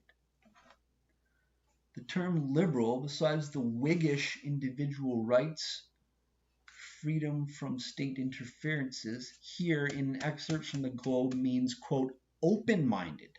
Okay, and this is page 198 in Careless, if anybody wants to look that up. This is by the way, the Dundurn Press edition, published 1989. Okay, this book, I'm really sorry I didn't mention this at the beginning. This book was originally published in 1952. 1959 originally published, okay, by Careless. So in an excerpt from the Globe, 1854, I translate the word liberal to mean, quote, open-minded.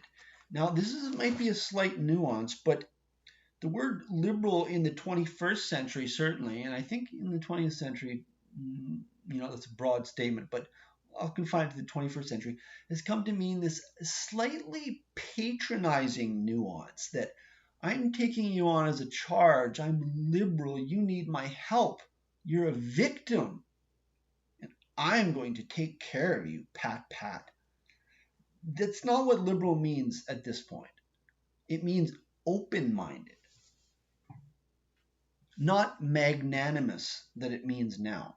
It means open-minded, which doesn't have a sense of taking somebody on as a charge. This may seem like a overly fine nuance, but if you think about it, it really is open-minded in this period of time. Victims?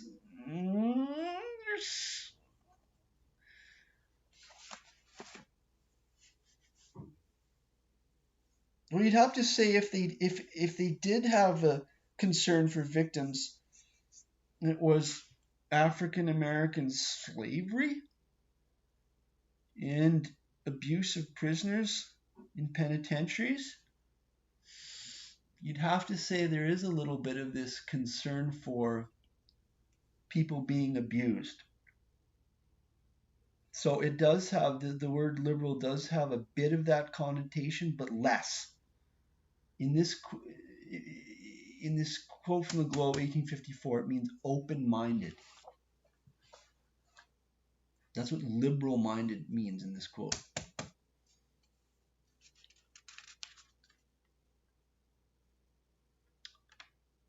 The Globe advocating, in its words, quote, the reform cause, 1854, capital R, reform cause. Careless repeatedly paints John A. Macdonald as unprincipled and opportunistic, whereas Careless is more likely to portray John A. in a positive light of being shrewd. Careless is more likely to portray John A. Macdonald as unprincipled and opportunistic.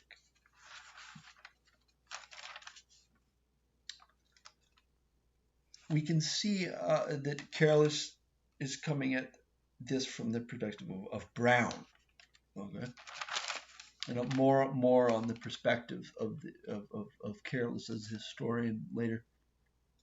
So the Taché Act, passed under dubious circumstances in 1855, was the educational bill that was passed after most of the Upper Canadian Protestant members had left. It basically gave some rights to the Catholics in Upper Canada, but it was passed after the Upper Canadian members had left to make the long journey from Quebec City to Ontario, up Western Ontario.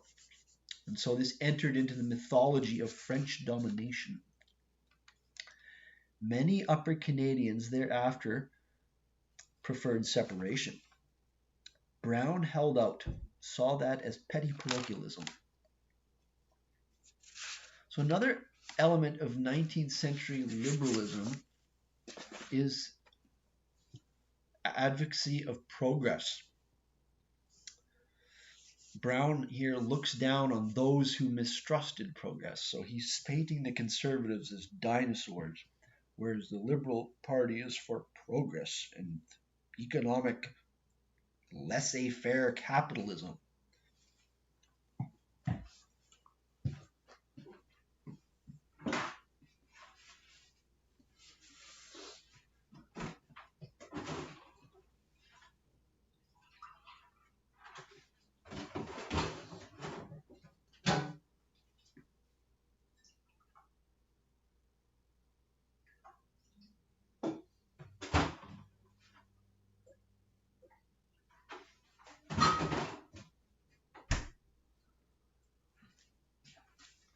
Sorry, caffeine break. So Hincks's Reform Party is called the Railway Party. That's what I'm saying. Liberals, the Railway Party, for laissez-faire capitalism. This is a huge change to the 21st century Liberal Party. These people want the government out of their lives. That's what liberal meant. It meant individual liberty. And in business too, they want the government out of that. Now the liberals are big government. Same in the United States.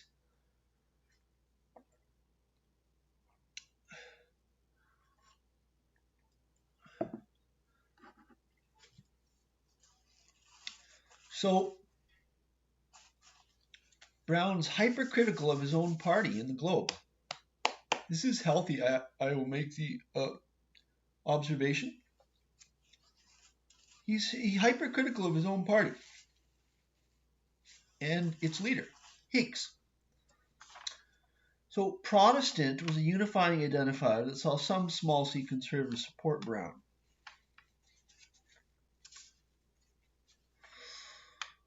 But mainly the conservatives,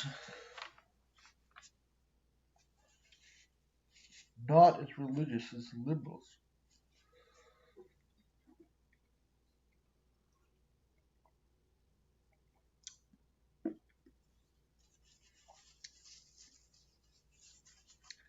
Based on the primacy of an important issue, Brown and the Globe believed they promoted a conservative candidate in ridings where they had the best chance of advancing that issue by defeating an opponent of it who was nominally in their own party. This is an open-mindedness. Isn't that what I described liberal as meaning before? This is so not partisan, it's ridiculous. The Globe would support, based on its issues, principles that they believed, first of all. They would support somebody from the opposite party against somebody of their own party, nominally, if the Conservative candidate agreed with them on that issue. Brown was about political ideas, principles. I already said that. The crossover between business and politics conspicuous. For example, Cartier, this is Macdonald's accomplice in crime, was both an MP and lawyer for the Grand Trunk Railway. And there was nothing collusion about that. It's just the way it was at the time. Excuse me. Brown's fervent adherence to principle must have made Macdonald infuriating to him. Yes, Macdonald was not uh, a fervent adherent to principle. He was a happy bon vivant, and he must have driven Brown nuts. A drinker, whereas I doubt Brown. You don't hear of him drinking much, whereas Macdonald, like I said in my review of Creighton, was more of the 18th century kind of a politician, hard drinking. Go watch my review of Macdonald by Creighton. So, indicative of Macdonald's kind of more easygoing political philosophy, he was the leader of the Liberal Conservative Party, not the most doctrinaire. So, the Liberal Conservative Party of 1854, and Americans, this is Canadian history, but I explain the Liberal Conservative Party of John A. Macdonald here. Where did this hydra come from? So, the Liberal Conservative Party of 1854, where did this party come from? It turned on a dime. Reform Liberal Premier Hincks made the deciding, unsuspected decision to vote yes on a, quote, right-wing independent speaker, Sicotte, the French-Canadian, for Speaker of the Assembly. A new coalition party formed right then and there, with McNabb and former Liberal Minister Hincks in the government, the eventual leaders. So we have to realize the practical nature of politics. While Brown would have probably been more principled, Macdonald was very much a practical, to the point of not caring about principles. And the Liberal Conservative Party that Macdonald became the leader of was basically just a coalition that was formed in a particular day in the House when the Premier Hincks basically decided on the spot that he was going to snub the extremists in his own party and was going to support a French-Canadian conservative for speaker. And this caused the Conservatives to support him. And so we have the Liberal Conservative Party. Get your head around that one.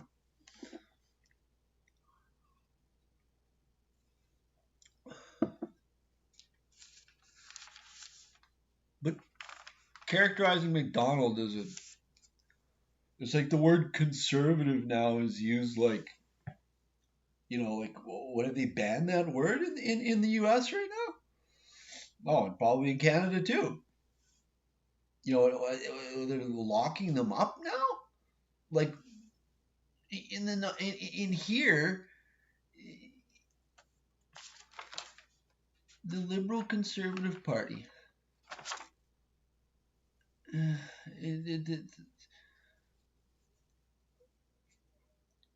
Talk amongst yourselves. Think about that one. Get your head around that one. John Macdonald was easygoing. He just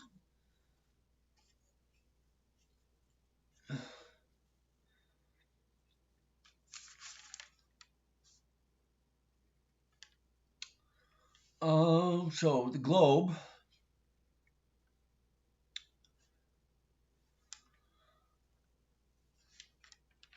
Um, okay, so by calling Brown Whiggish,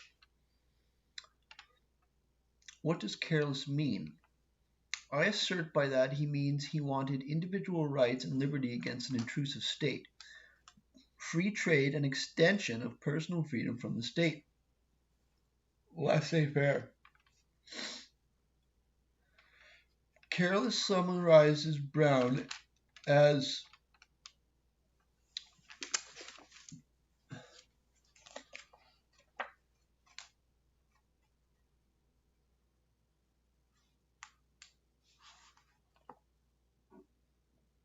for despite Brown's fervent views on sectarian and sectional questions, that's Upper Canada, Lower Canada, his fundamental political ideas remain cast in the moderate Whiggish mold of mid-Victorian British liberalism, capital L liberalism. We'll just read that again.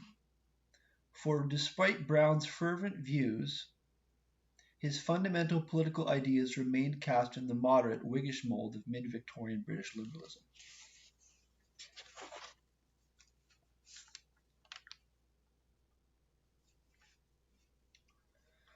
So Brown, not a democratic radical. That was the Clear Grits. Rather, he pulled the Clear Grits into Canada as a parliamentary British state in North America. So Brown is one of the influential figures that kept Upper Canada from either becoming part of the United States or adopting more American uh, political system.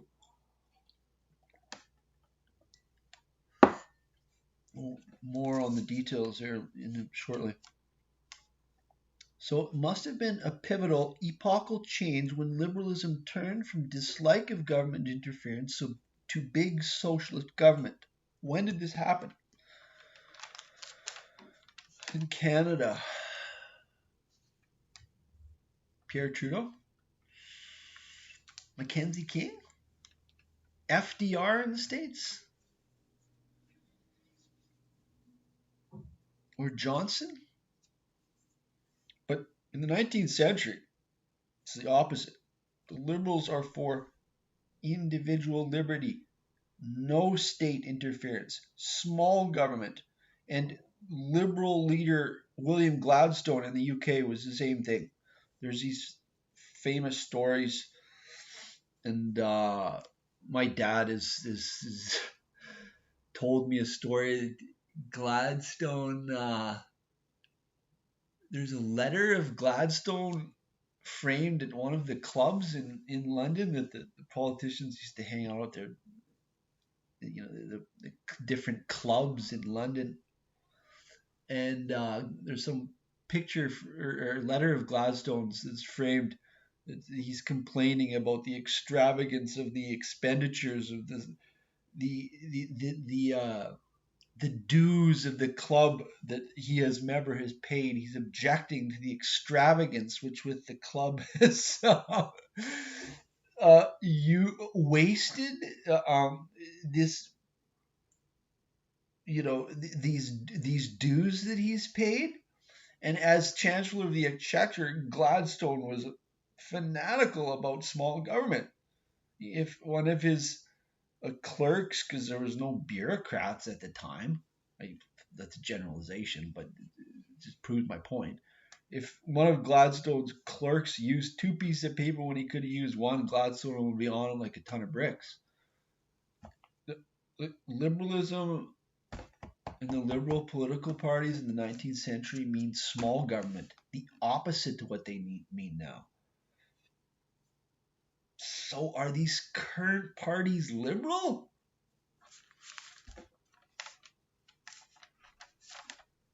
What political system has big government? Not conservatism. Although actually the conservatives in the 19th century would have been for bigger government than the liberals. Because the king would have had his hangers on and whatnot. But there was no giant bureaucracy there either. Times have changed. In summation, the two new parties that coalesced in the 1850s here were the Liberal Conservative Party of John A. Macdonald and the Brownite Reform Liberal Party. So these are the two big parties that are starting to coalesce, with Macdonald at the head of one, although it was Macdonald and Cartier, and Brown more by himself as the leader of the Upper Canadian Liberal Party. Whereas the Liberal Conservative Party definitely had support in both Upper and Lower Canada. So, center of the universe, and Canadians will understand that comment, but both Brown and Careless, this is their perspective on the world. And I actually learned a lot about Toronto in reading this. And positive, very positive stuff, frankly. In the, let's see, 2012, Center of the Universe. December saw the peak of fervor over the great new means of transport, the railway, as Toronto buzzed with preparations for a lavish railway festival. Ostensibly, it would celebrate the opening of the Toronto and Hamilton, but it was really a public jubilee for the railway god himself. George Brown was named a member of the festival committee of prominent citizens, organized in the mayor's room on December 3rd. Good collusion between the levels of government here. Straightaway, and business, straightaway they made plans for a gathering of 5,000 people to be held in the capacious new Northern Railway workshop, which would be transformed for the occasion into a ballroom 4 times the size of St. Lawrence Hall. They issued invitations far and wide across Canada and the United States. The Governor General was asked. The mayors or representatives of Chicago, Boston, Detroit, and Rochester, Cartier and McNabb, among others, were requested to represent Canadian railway interests outside Toronto. So those are the opposition politicians that Brown is inviting to a big railway festival.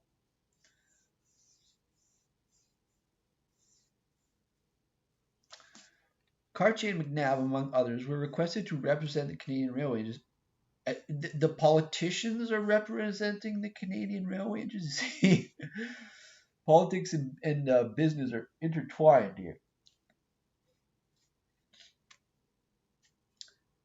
And Cartier was the lawyer for the railway, and yet he was the politician. Although the politicians actually, let's continue reading here. Cartier and McNabb, among others, were requested to represent Canadian railway interests outside Toronto. In fact, about the only leading railway politician not invited was Francis Hincks, and he had left Canada in November to find a milder climate as Imperial Governor of Barbados. As for the expense, the Globe said loftily, we imagine if the people of Toronto think fit to spend £20,000 instead of $10,000 for an entertainment, it is nobody's business. Toronto is too large a place, in the estimation of its own citizens, to permit them to do anything in a shabby or mean manner. This is the Globe. Toronto, Oregon. The banquet was a shining feast of optimism and cordiality. The innumerable speeches, the repeated prophecies of endless railway progress were each applauded with unabated enthusiasm, while political foes congratulated each other back and forth in a rosy aura of goodwill and champagne. My good friend Mr. Brown, beamed Cartier, and I call him my friend although a political opponent, and, quote, seeing Mr. Cartier present, Brown was no less genial in paying tribute to the city of Montreal, to which, quote, we are indebted for the commencement of this great effort to construct railways in Canada. Toronto, he said, with generous candor, had by no means played the part that Montreal had done. Oh, so he was even complimenting Montreal here. Toronto and Montreal rivalry, of course. Then turning to McNabb, he poured more praise upon him and the people of Hamilton for their work in building the Great Western, which so deserved Toronto's thanks. Next he swung to future prospects, the opening of the great land that lay to the far northwest, above the lakes, to be tapped through Toronto's own Northern Railway. We look to this northern country as peculiarly our own, he announced with emphasis, as Toronto cheers resounded to the roof. He happily endorsed other railway projects under way or talked of. Then came the greatest project of them all. Quote, and there is another road, which a great many of us yet hope to see undertaken, and that is the road from Toronto to the Pacific. This is in 1855. Brown, one of the first to mention that, you'd have to say. It appears that way. Was this hope illusory, he asked? 5 years before, it might have seemed quite as illusory that Toronto would have rail connections to the Mississippi. Yet that was accomplished fact tonight. We have been placed, he cried, in communication with markets that we never knew of before. And if there is a country or a city that have reason to be gratified that railways are brought into operation, it is Canada and the city of Toronto. The banquet hall adjourned. The ball began at 8 o'clock, and by 11 the workshop ballroom held a full 5,000. They danced to the lively music of the rifles band, gaily promenaded about the fountains with the ducks. There were some stuffed ducks in a fountain, the sensation of the evening, and freely sampled the buffet supper and plentiful champagne. The ball went on in a whirl of bobbing crinolines and flying coat-tails. They danced till 5 in the morning under the multicolored gas jets, and when it was over and the carriages trotted off to houses and hotels, there was happy, tired agreement that it had been a wholly elegant and sumptuous occasion, truly in keeping with Toronto's stature as a modern metropolis. Next day the grateful guests departed from the city, just before the winter's snow came down. The great railway festival passed into memory, as the Globe wished all satisfied Torontonians a heartfelt Merry Christmas. Toronto in 1855.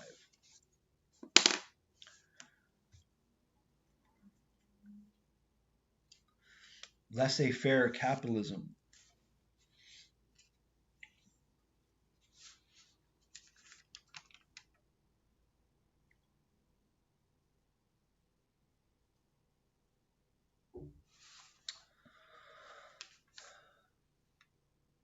Yes, railways in progress united politicians across party divide, mitigated partisanship to a certain extent, gave common cause.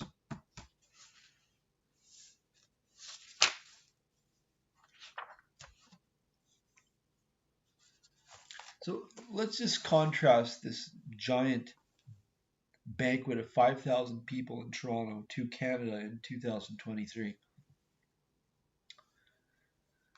It's absolutely incomprehensible that party leaders, opposing party leaders, would host a night together with 5,000 people dancing and drinking champagne around a fountain of floating ducks. So, what can we conclude from this? The contrast, the conclusion blares from all this. Canada in 2023, dark. The positive attitude, the faith in the basic goodness of Canada, replaced by a shadow. Neither liberal nor conservative. The open, positive attitude that built Canada, evidenced by the era of all-night banquets of 5,000 people, contrasted with the restrictive, negative attitude of the lockdowns.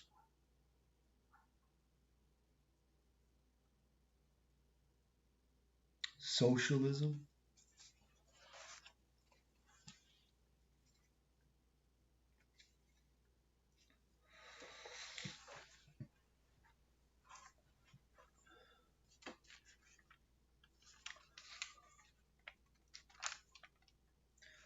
The Macdonald-Brown mutual hatred comes to a head. So, it grew steadily more obvious, this is in the Assembly of the United Province of Canada, that George Brown was the prime target for the best government sharpshooters. The attention was flattering but dangerous in its aim to spread distrust and dissension in reform ranks by presenting Brown avid for power. This is Macdonald up to his tricks, no doubt.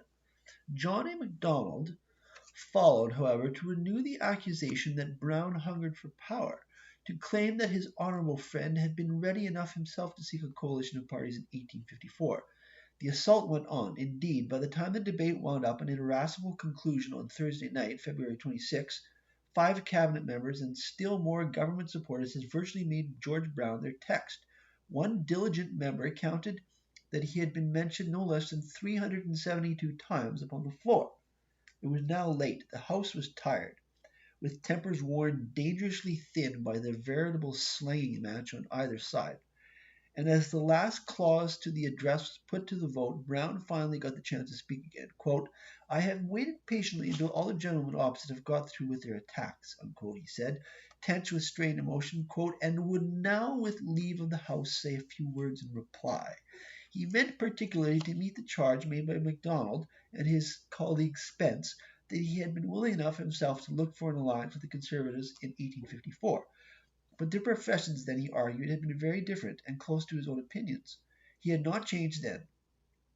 Since then, the Conservatives had, and point by point, item by item, he proceeded vehemently to demonstrate how remarkably they had altered their views, and notably Macdonald, since the coalition had come into being.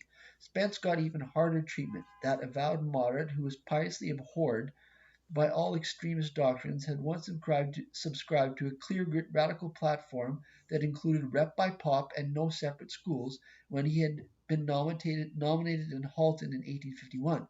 Brown was running hot after his quarry now. They grew just as hot. "It's not true, not true," shouted both Spence and Macdonald, breaking in repeatedly. Spence, in fact, hurled back a furious denial of his every connection with the wild radical platform. At this grit, David Christie thrust an oar in. He himself had been at the Halton nomination meeting in 1851, and he could produce a letter from the delegate to prove it. There was uproar, and in its midst John A. Macdonald, whose usual easy composure had been rasped away, completely lost it. That's my paraphrase. He streamed out a fierce volley of abuse, then only seeming to recover, as the speaker urgently called him to order, and the House watch open-mouthed, began a violent tirade against the iniquities of George Brown. Swiftly, savagely, Macdonald swung to an old and cherished grievance, the penitentiary question. Here was the issue he had unsuccessfully raised in 3 previous sessions of Parliament, in an attempt to gain justice, as he saw it, for Henry Smith, the disreputable ex-warden of the penitentiary, and no less in an effort to punish the man he above all held responsible for Smith's wrongs, the former Secretary of the Penitentiary Committee, George Brown. Brown might keep alive old angry memories. Macdonald showed the same capacity. He poured his long stored-up resentment into the most slashing, sweeping, and personal accusations that went well beyond those he had made in earlier years. Brown, he swore passionately, had falsely recorded evidence, had altered written testimony, had suborned convicts to commit perjury, and even obtained pardons from murderers who would give false evidence. He repeated his charges twice, and with biting emphasis declared that he could prove every word. Of course, Macdonald's a lawyer. The members sat aghast as Macdonald's outburst ended. Brown rose, pale and shivering with rage, but still grimly clutching at his own control.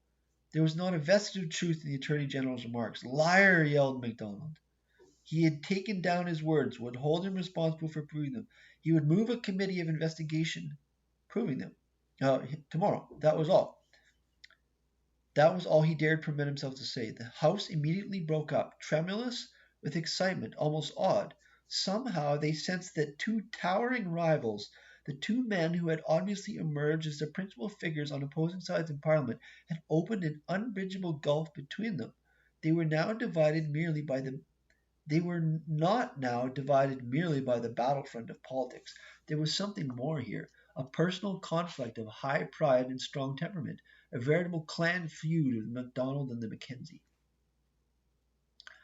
Next morning, in a taut, uncomfortable assembly, Brown moved his committee to inquire into the charges expressed in Macdonald's words. Quote, if a fifth of them were true, should have sent me to the penitentiary, not only banished me from this house, but stamped me with infamy for the rest of my life. And this he asserted 8 years after the original commission, during much of which time I had been on terms of personal friendship with the Attorney General. Replied Macdonald dourly, quote, I brought these charges before I offered to prove them then, and I can prove them now. The House moved on to other things, of far less moment for the future of politics. So what is going on here? This penitentiary question is not that important. What we see here is a personal clash of personalities between two rivals, the rivals in Canadian politics of this era. Number one, they're both Scots, so something of a family feud. Macdonald was Church of Scotland. George Brown was Free Kirk. Rivalry, high stakes. So this is me launching out on something of a opinion that I don't have anywhere the reading of Careless or Creighton, but from what I have read, if I were to guess, which isn't worth as much as the opinions of Careless and Creighton, I'd say Macdonald was jealous of Brown.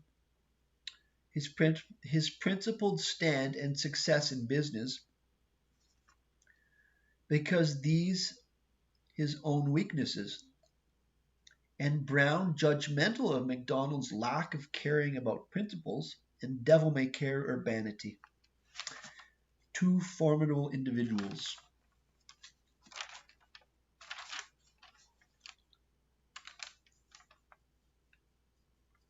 Macdonald was always in debt, and Brown was a successful businessman, owner of a major newspaper.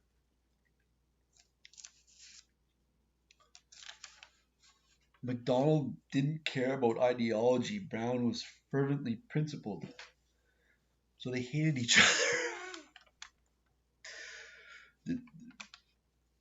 Interesting parallel to the incompatible personalities of Disraeli and Gladstone.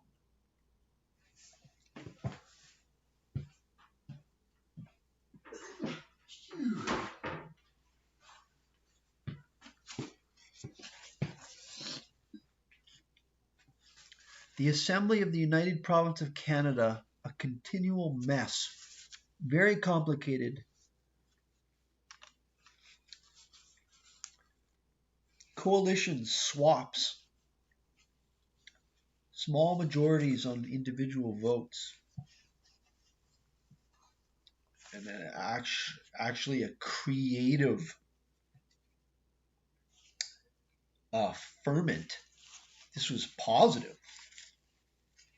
The things it produced, namely Canada, as a country from sea to sea. We'll get more into that in actually the second volume of Careless's biography. So Brown moves that an inquiry into his handling of that old silly penitentiary thing be launched. So they launched an inquiry. Macdonald, at the end of that whole inquiry, he repents. He says he regretted bitterly the language he used at that time when he lost it in the assembly. So he wanted to forget it all. Brown could not.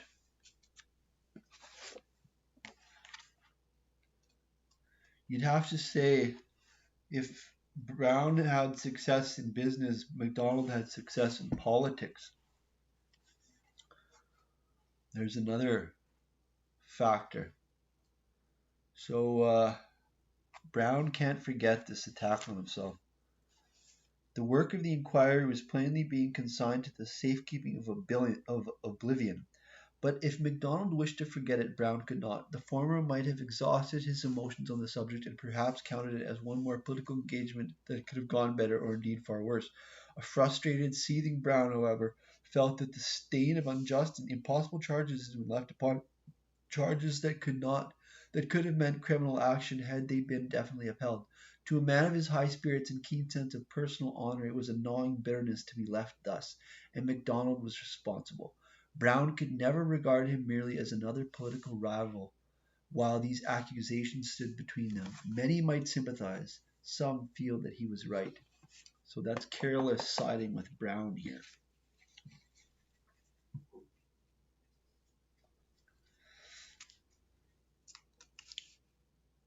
The long and brawling session of 1856. Globe circulation doubles between 1853 and 1856.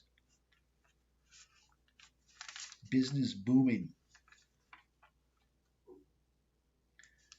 Long-standing interest in the far northwest, that is, the prairies.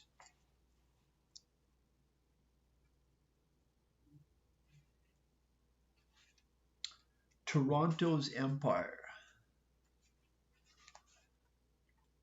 So it was that late in 1850 Brown had published in the Globe a lengthy protest of his own against Hudson Bay rule of Western Canada, which at that time was Rupert's Land.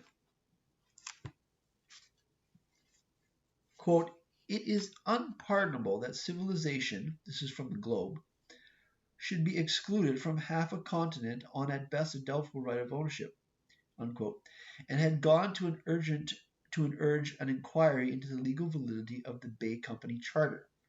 The same day, incidentally, he was seen in Armour's bookshop in Toronto asking for any works available on the Hudson's Bay Company and hotly defending the truth of Kennedy, I think that's a editor of the Globe, allegations against the Bay. He then had written to John Maclean at his home in Guelph to enlist his aid in backing up the protests at the Red River. He's backing the protests at the Red River.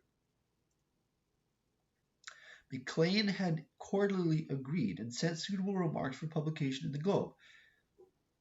He had also informed its editor that, quote, this is Brown, "the limits of Upper Canada ought to extend to the Rocky Mountains on the west, and proposed that the Reform Party take up the issue as, quote, a Canadian question."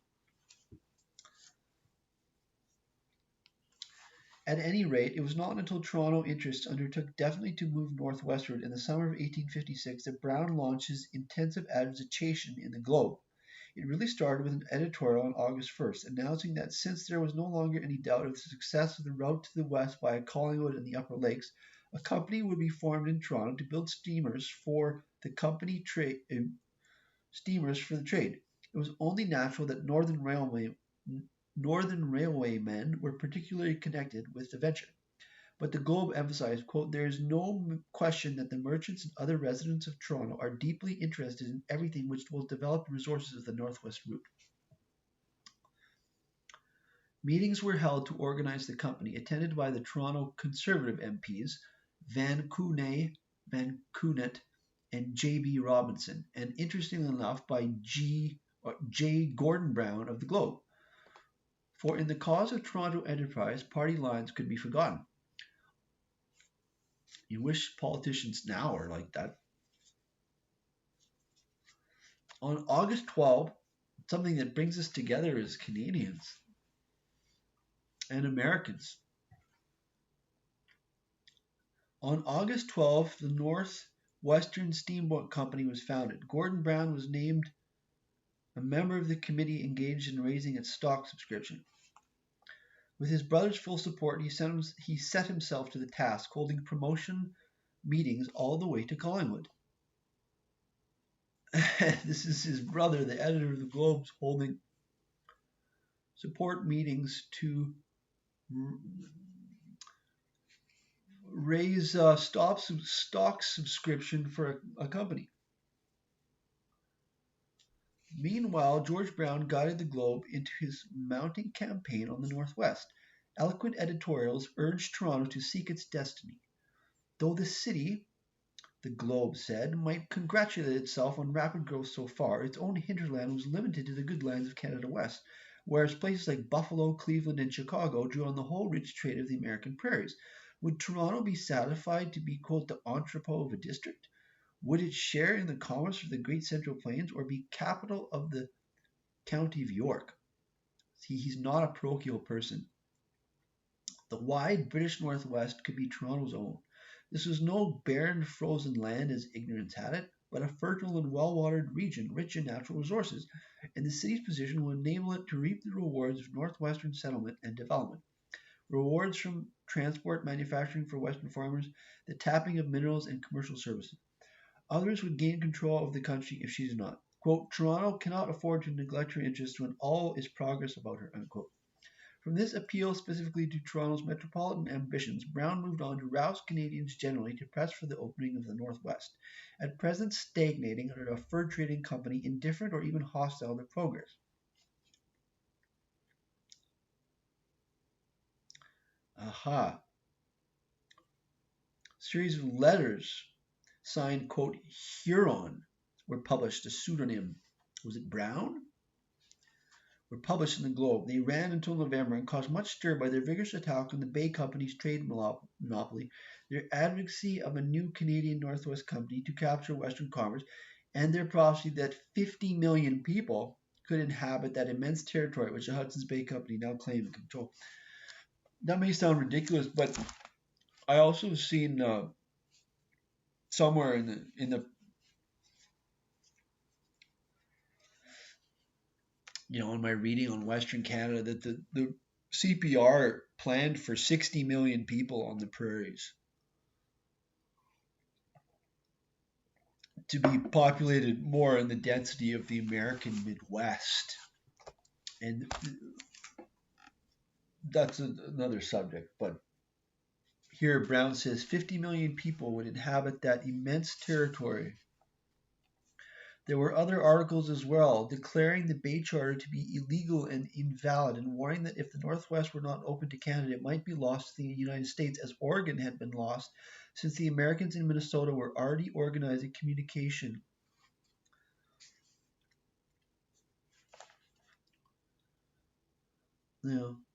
Some indeed might think that MacDougall wrote the Huron letters, but that correspondent explicitly denied that he was either a fur trader or a lawyer, which seemed to eliminate John Maclean as well as MacDougall.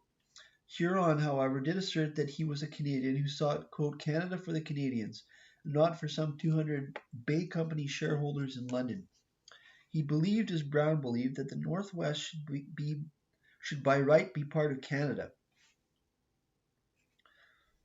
So another observation I make is that the reform politicians in Canada, at least Brown, were less connected with the imperial authorities in London, whereas Macdonald was always pals with the Governor General and writing the colonial secretary back in London and taking trips to London. We don't hear of Brown taking a trip to London. Although he was Scottish, so he may not. Well, so was Macdonald, but this is more characteristic of Brown than I won't say the Liberals per se, but maybe we can say that. The Conservatives were more the party of empire, but yeah, not completely, because Brown's certainly loyal to the British parliamentary system. So George Brown seized eagerly on this important step forward. A new spate of Globe articles now appeared on the Great Northwest. They advocated its incorporation in Canada. Boldly they assumed the prior right of Canadians to the West, as heirs to the ancient claims of New France. The question simply was how best to take over the vast and fertile territory which is our birthright, which no power on earth can prevent us from occupying.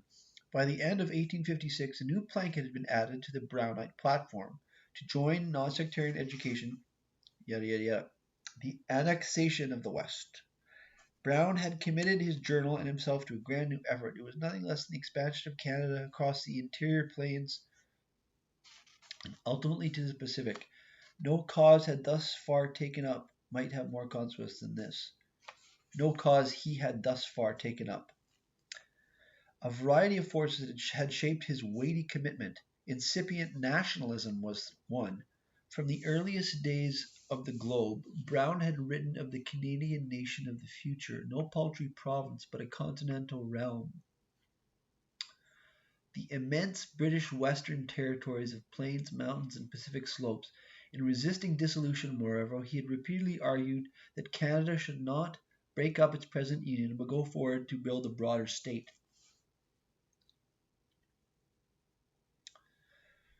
Yet the annexation of the Northwest could appeal quite as strongly to the far larger agrarian community of Upper Canada. It's not just Toronto, it was also the rest of the small town on rural Ontario. Yet the annexation of the Northwest could appeal quite as strongly to the far larger agrarian community of Upper Canada. Land-seeking farmers, clear-grit radicals could readily agree with George Brown, the Globe, and Toronto that the Northwest should be won. The demand spread rapidly through most of the Upper Canadian Reform press, and George Brown could make good use of this common sectional interest in his endeavors to reorganize the forces of Western liberalism. In fact, the time to achieve reorganization seemed finally at hand. Under his lead, a united Western Party was about to take shape. So we get this sense that the West originally meant Western Ontario, the agrarian and small town Ontario, west of Toronto. And this extremely democratic populist culture of there, I got this sense in reading this, which I had never done before, that this is the precursor and perhaps the origin of Western Canadian prairie populism. Because I'm saying there's at least parallels here, but given that they're talking about settling the prairies here, you have to wonder if this, along with the more native Manitoba Métis democratic culture, which I described in or related in the Creighton's biography of Macdonald. These are forces that we see later in 20th century prairie populism. Yeah, so it appears that conservatives were motivated by loyalty / relationship, liberals by principles / ideas. Brown more a principled ideas first hardliner than coalition builder, but not solely, as we shall see. The financial panic of 1857, Macdonald Cartier call a snap election. Protestants, especially some Orange Order supporters, tried to make Brown a Protestant champion versus the Catholics. Brown's response.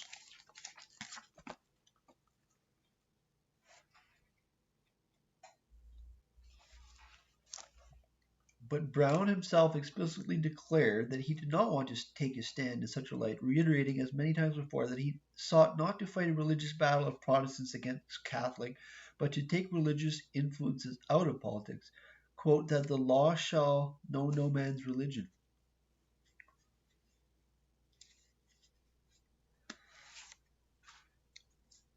So, in the election, the Reform Alliance of George Brown triumphs in Upper Canada, but they knock off 3 Conservative cabinet ministers. Brown winning a seat in Toronto itself over Mayor of Toronto John Beverley Robinson, son of Sir John Beverley, member of the old Loyalist Tories. So he runs in Toronto itself. So, observation of Careless here. Careless throughout is more likely to ascribe unscrupulous as opposed to politically savvy motives to John and Macdonald as compared to Creighton, but the nuance is very slight. Conversely, Careless acknowledges Brown's, quote, exacting, uncompromising temperament, unquote. Thus, he is objective. He does criticize Brown, but overall, he casts Brown in a positive, populist democratic light. Creighton's definitely a proponent of Brown, just like Creighton is a proponent of, or a proponent, that's maybe a little strong. He paints them, they each paint their subject from their own perspective, from the perspective of their subject. They're empathetic. They put themselves in the shoes of the subject, the person that they are writing about. They're not there really to judge them. They're just giving their perspective. Who is right, Macdonald or Brown? This may be a quintessential example in Canadian history of the unavoidable nature, even with exemplary historians like Careless and Creighton, of perspective. Who is right, Brown or Macdonald? Neither, both. Macdonald grew up and formed his worldview in Loyalist Kingston. Brown in Edinburgh during the Reform movement in Britain. Torchlit marches. As we heard the stories of Macdonald's young manhood in Kingston, there was the invasion of Americans and the rallying of the citizen militia and all loyalist culture. So Macdonald became a conservative. Brown, with his childhood education, early maturity in Scotland, in the Edinburgh reform movement in Britain, so he was a liberal. Who was right? They came from different perspectives. Both of them were right, or at least both of them are who they are. And who are we to judge them necessarily? After we first of all put ourselves in their shoes, as Careless does in an exemplary fashion, maybe we can make some observations. But my primary job is not to judge either of them. Maybe we could use a little bit more of that in our politicians nowadays. It could be I'm always right and my opponent's the devil. Lock him up. No.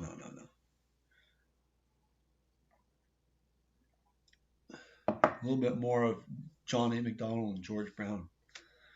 But Macdonald, Brown, from the perspective of 160 years later, are both liberal Democrats, both liberal democratic heroes, held strong beliefs but civilized combat within liberal democratic arena. Made each better, gave us heroes from the quote conservative and quote liberal political perspectives. I find it hard to arrogate myself into saying one or the other, Brown and Macdonald, Careless or Creighton, right. Rather, here's how each saw the world, and each biographer faithfully recounts. How do you see the world? Brown at 39.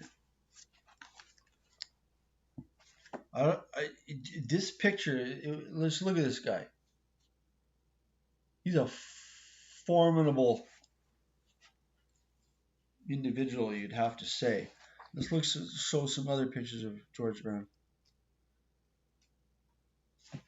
Well, there's his parents.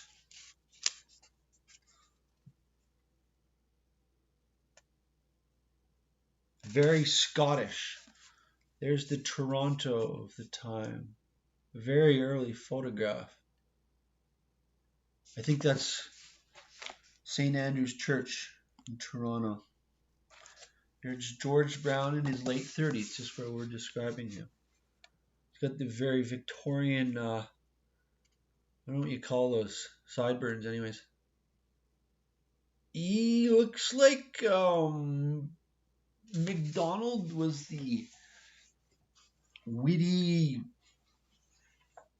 drunk the decent percentage of the time.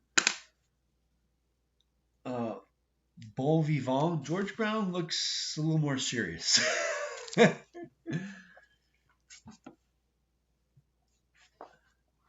So, George Brown at 39.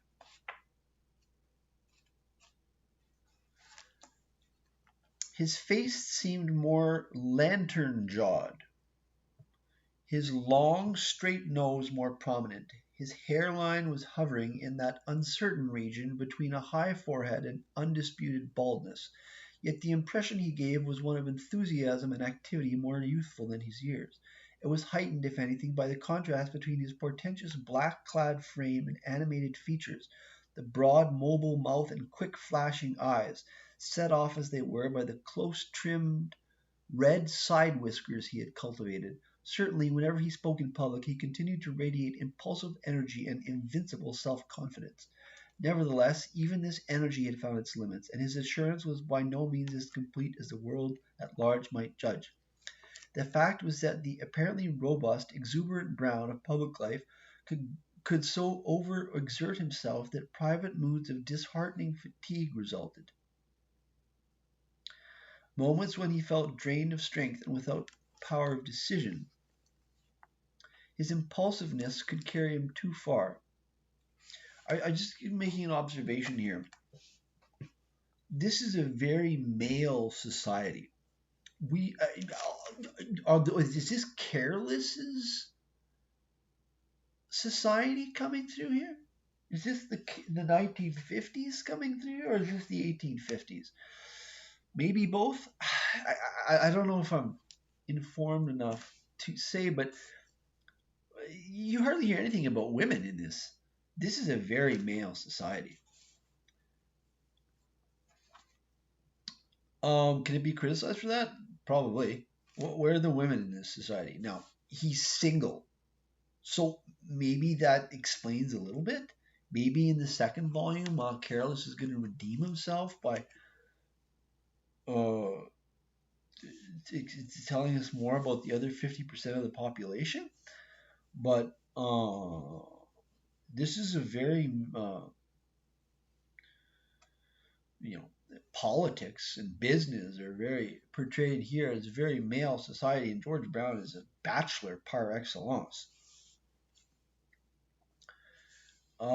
His impulsiveness could carry him too far. He counted too heavily on resources that had once seemed limitless. Midway through his first parliament, mental physical exhaustion. I cannot stand hard work as I once could. I sometimes wonder if I'm getting old.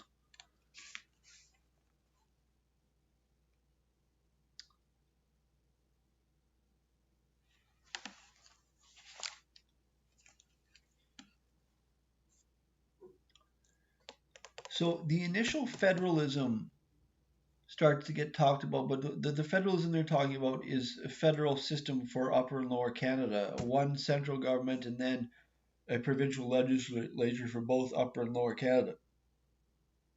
And this is the federalism that, so the first person to mention federalism from sea to sea is Alexander Galt, Quebec English-speaking politician, fairly independent. Brown, the first serious talk of it for Brown is the Union Federalism for Upper and Lower Canada. Brown is a good Cobdenite free trade liberal. He characterizes the Conservatives as a return to the Dark Ages. This is a classic liberal trait that you'd have to say actually that is one area that liberals still exhibit. The double shuffle.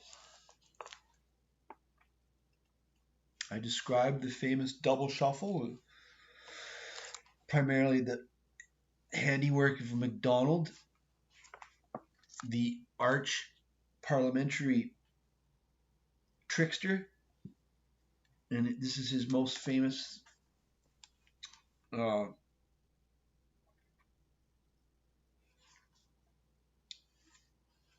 uh, dastardly act. But I described this so much in the review of Macdonald. I think I'm going to pass over this. If people want a description of the double shuffle, where Brown ended up on the short end of the stick, I encourage you to watch my review of, I think that's in the first volume. Is that in the first or second volume of Creighton? Well, I think you're going to have to watch both of them. So, to summarize the double shuffle, Brown, Macdonald's, they almost lost one bill, I believe, and then they did lose a vote on another bill. But then a vote of no-confidence was held shortly thereafter, and the government was upheld, barely, which once again demonstrates the practice of free votes in the assembly at this time, which we no longer have in Canada, which means we no longer have democracy. And that's actually not a small comment. But Macdonald was up to his tricks, and he saw that he decided to play a high-stakes game. And he got his ministers together and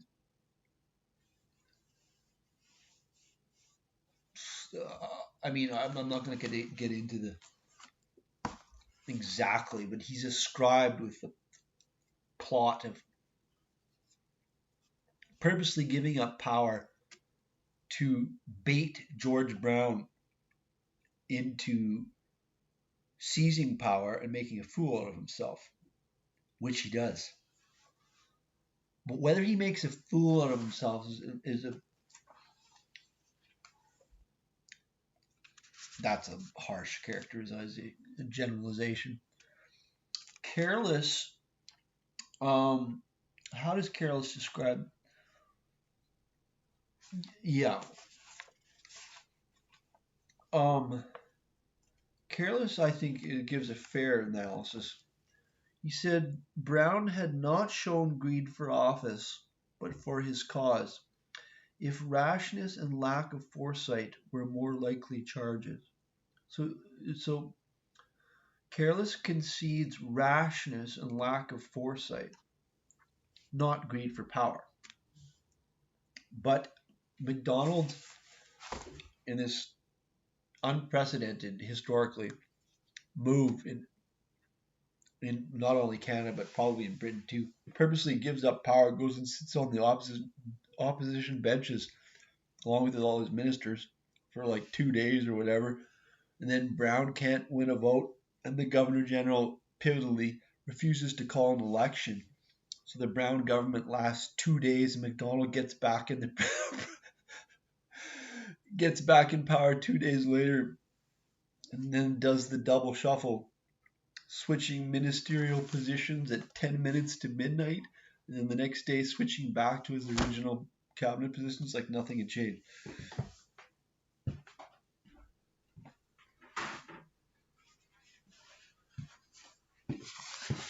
Brown is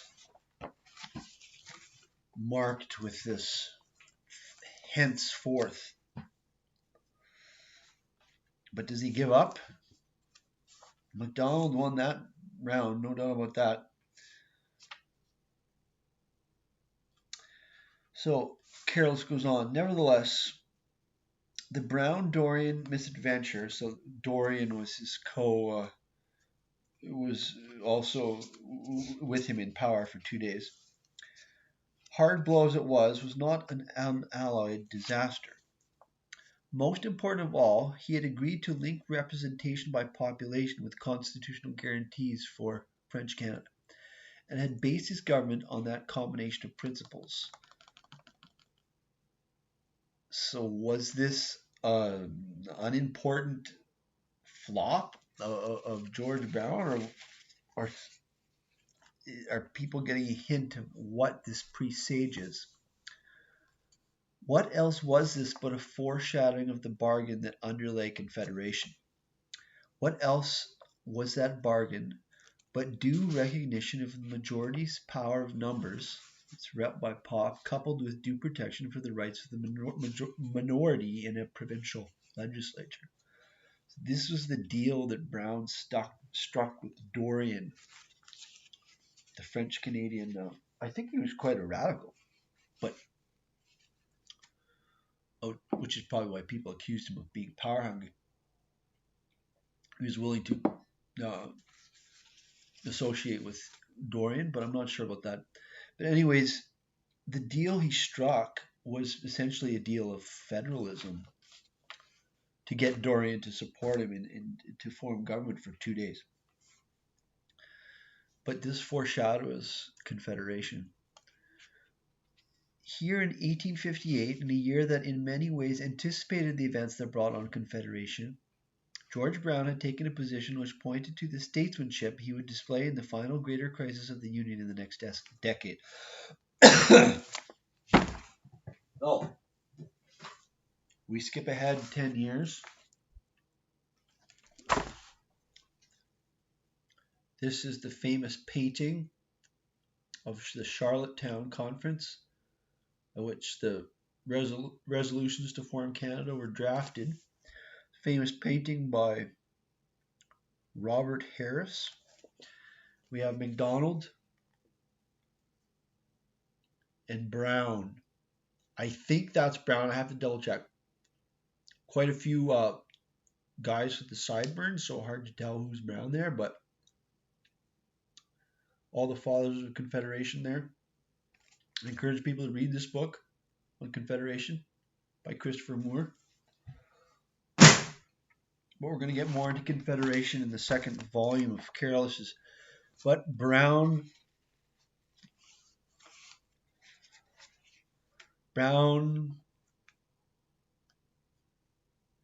moderates.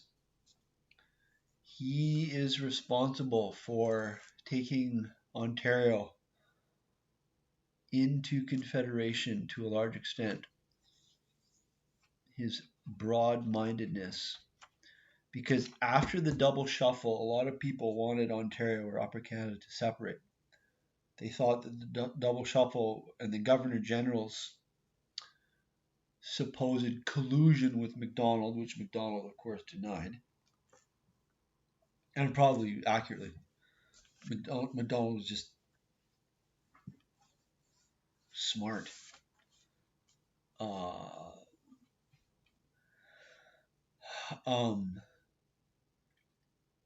A lot of people in Ontario said that the double shuffle was a sign that it was unworkable union with French Canada, and even the British parliamentary system had failed, that they should adopt American institutions or join the United States.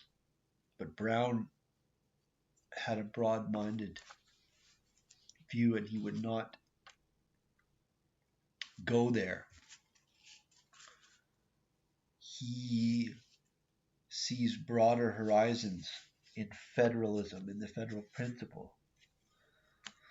So, Brown was plunged back in election meetings that August because of this tradition of when the became a cabinet minister, they had to run for an election again, which Brown was plunged back in election meetings that August while the Globe railed violently against the double shuffle, the embryo dictator Sir Edmund Head, the Governor General, and his villainous pack of closet councillors. The ex-premier himself, that's Brown because he was premier for 2 days, himself had little time for any reflections, or however many days it was. He was addressing one reform gathering after another in Toronto in preparation for the by-election which his briefest of brief terms in office had forced upon him. The contrast here between the brown Dorian ex-ministers forced to beat their way back into Parliament and the Cartier Macdonald crew snugly sheltering behind their technicality was bitingly ironic. Macdonald was one uh, devil may care immoral, but this is the conservative at the time. Yeah. The contrast here, Macdonald crew snugly sheltering behind their technicality, was bitingly ironic. You and me. Reformers were in a frenzy of moral indignation.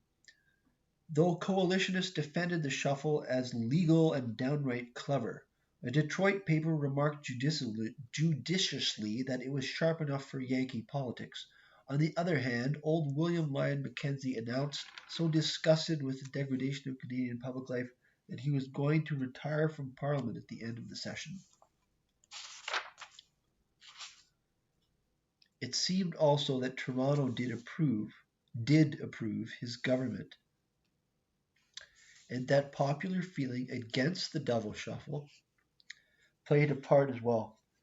At all events, the final count on a rainy, rowdy Saturday, so this is he's running again in Toronto, August 28th, revealed that the crowded polls had given Brown nearly 3 times the majority over Cameron that he had obtained over the previous election candidate. It was reported that Governor General Head had been seen driving fast from Government House through the noisy streets in a hired hack or carriage, on the back of which some wag had scrawled, "Hooray for Brown."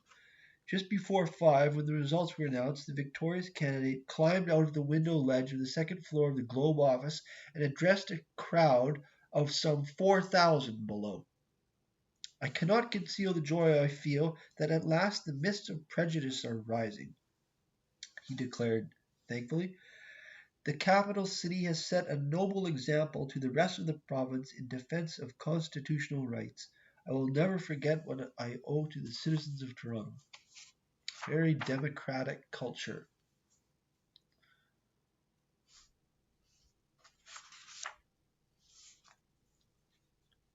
And just as another contrast of scenes, I'll never forget the conservative leader Aaron O'Toole in the 2019 election, or was it the election during the lockdown? And he entered the election night to an empty Coliseum with a bunch of masked Secret Service guys scanning a non-existent crowd. The most dead scene imaginable. And the liberal rallies were similar. Contrast this with George Brown going out on a balcony. It's not even a general election. It's just his own constituency win to a crowd of 4,000 people. Canada in 2023. Oh boy. Early in November, Brown went down to Montreal to be the main speaker at one of the most magnificent political banquets yet held in Canada, and incidentally to make his first public address to a Lower Canadian audience. That's an interesting statement because he is an Upper Canadian, English Canadian politician. He's not in Quebec. Recall when there was a Givati riot, the crowd went to the Parliament building shouting in Quebec City, "Brown, Brown." He is an English Canadian leader. He's not popular in French Canada. Whereas Macdonald had an alliance with Cartier and the French Canadian Conservatives. So this is saying his first public address to a lower Canadian audience this late on. All the brown Dorian ministers were there except Morris, who was ill. They sat down in the sumptuously decorated city concert hall, its walls hidden by tapestries, flags, wreaths of evergreens, and inscriptions that varied from Nos institutions, notre langue et nos lois. So that inscription says, our institutions, our language, and our laws. Very proud French Canadian statement, along with the inscription, honesty is the best policy in English. So we've got both French and English inscribed in the city concert hall.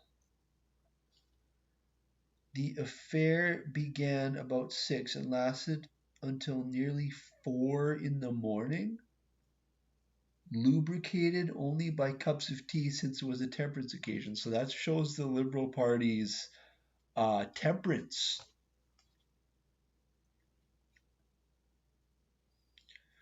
Interesting to parallel this with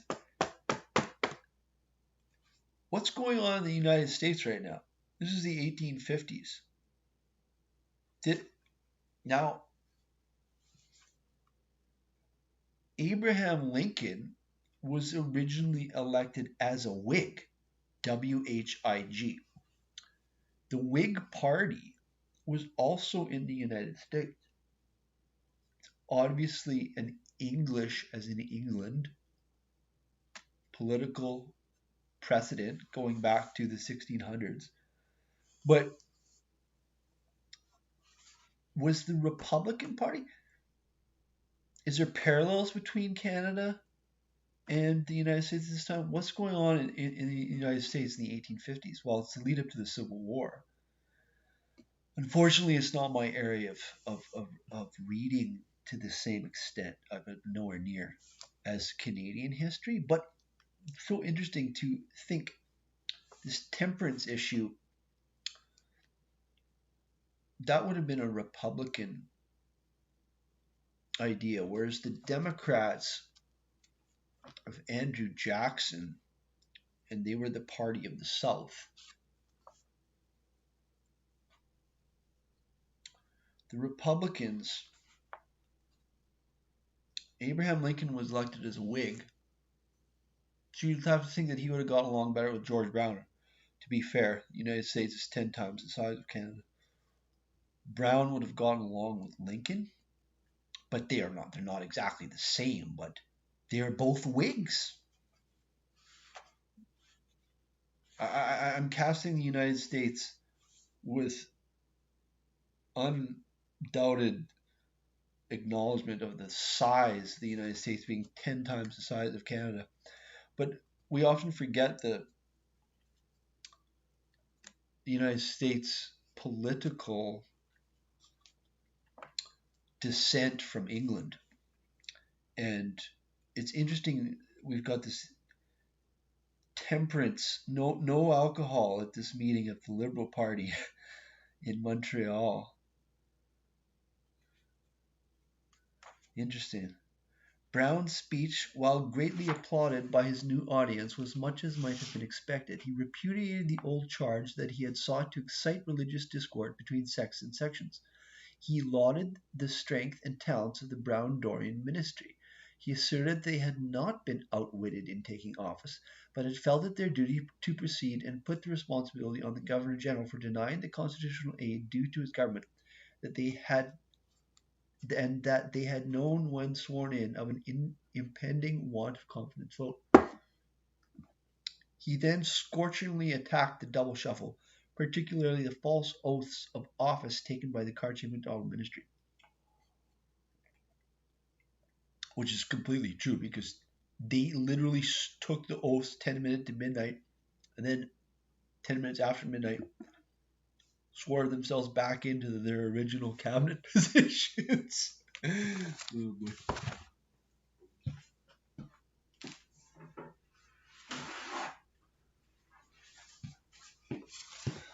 Without calling an election, that was the double shovel. Technically legal, but Macdonald didn't care about the morality of something. Whereas Brown did, and it drove Brown nuts. But he went further to strike a note that sounded, this is Brown, altogether strange from the consistent defender of British institutions. Quote, "Our constitutional system in this country is being tested," he announced. "The problem has not been solved whether British constitutional government can work well in Canada." Huh. Was he suggesting the American model of a written constitution? Nothing came of his remarks for the time being, but they seemed to indicate a deep disturbance in George Brown, a swelling unrest that sprang not only from failure and frustration, but also from the tensions he had been long under.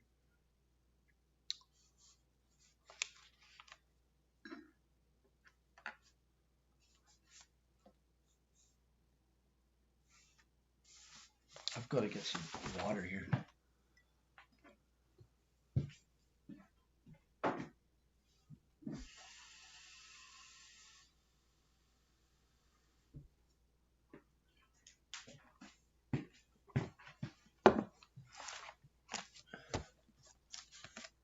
So is Ontario going to separate?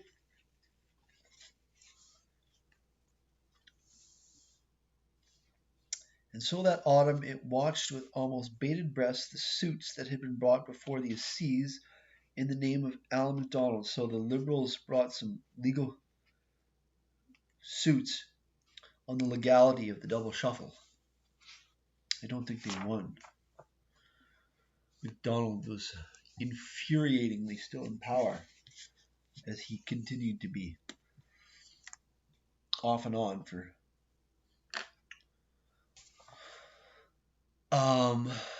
so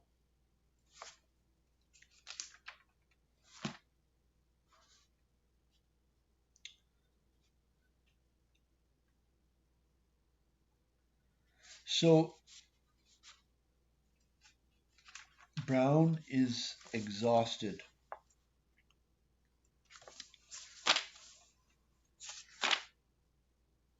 Virtually exhausted. I am out of health, worn out, driven to death, and cannot bring my mind to the most ordinary exertion.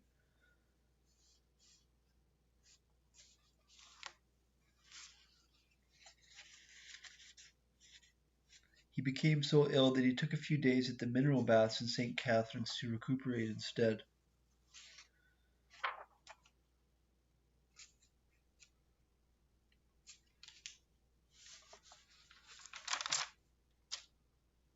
So the French and the British,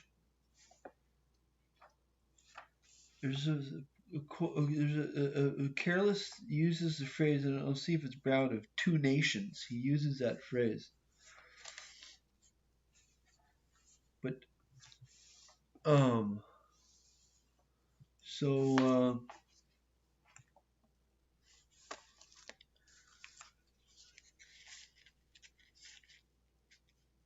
Macdonald was witty. George Brown was just a fervent believer in his ideas and principles. You can see how they didn't get along. Sir, I do them an injustice. And he's quite insulting to Macdonald. It's a very direct way of speaking. He says, "Sir, I do them an injustice. On one point they have a policy, a consistent policy, to keep the Attorney General firmly in his seat." So he's saying that whereas Macdonald would have insulted his political opponent in a very witty way,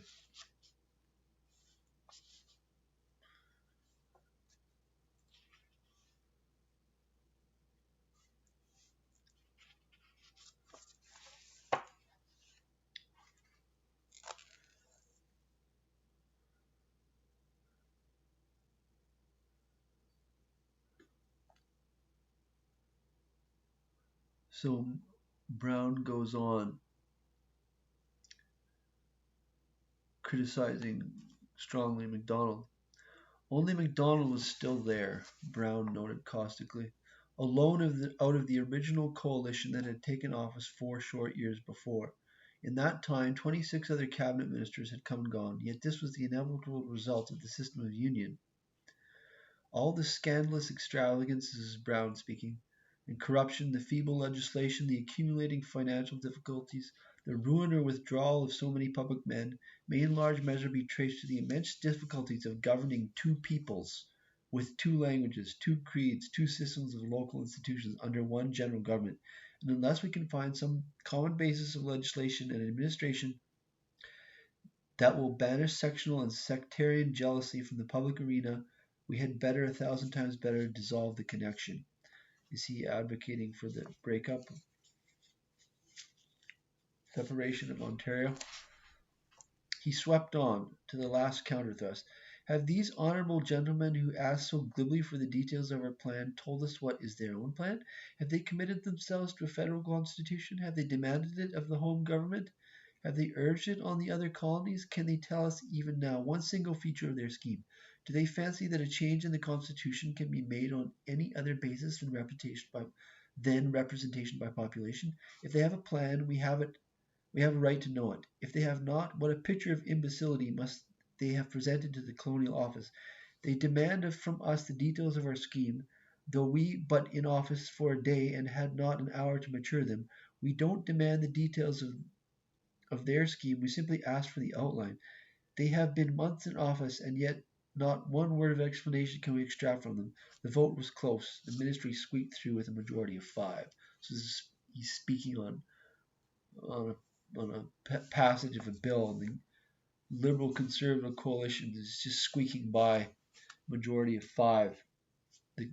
The system, the assembly is breaking down, and they land upon the solution of confederation. On that, perhaps Macdonald and Brown can come to agree.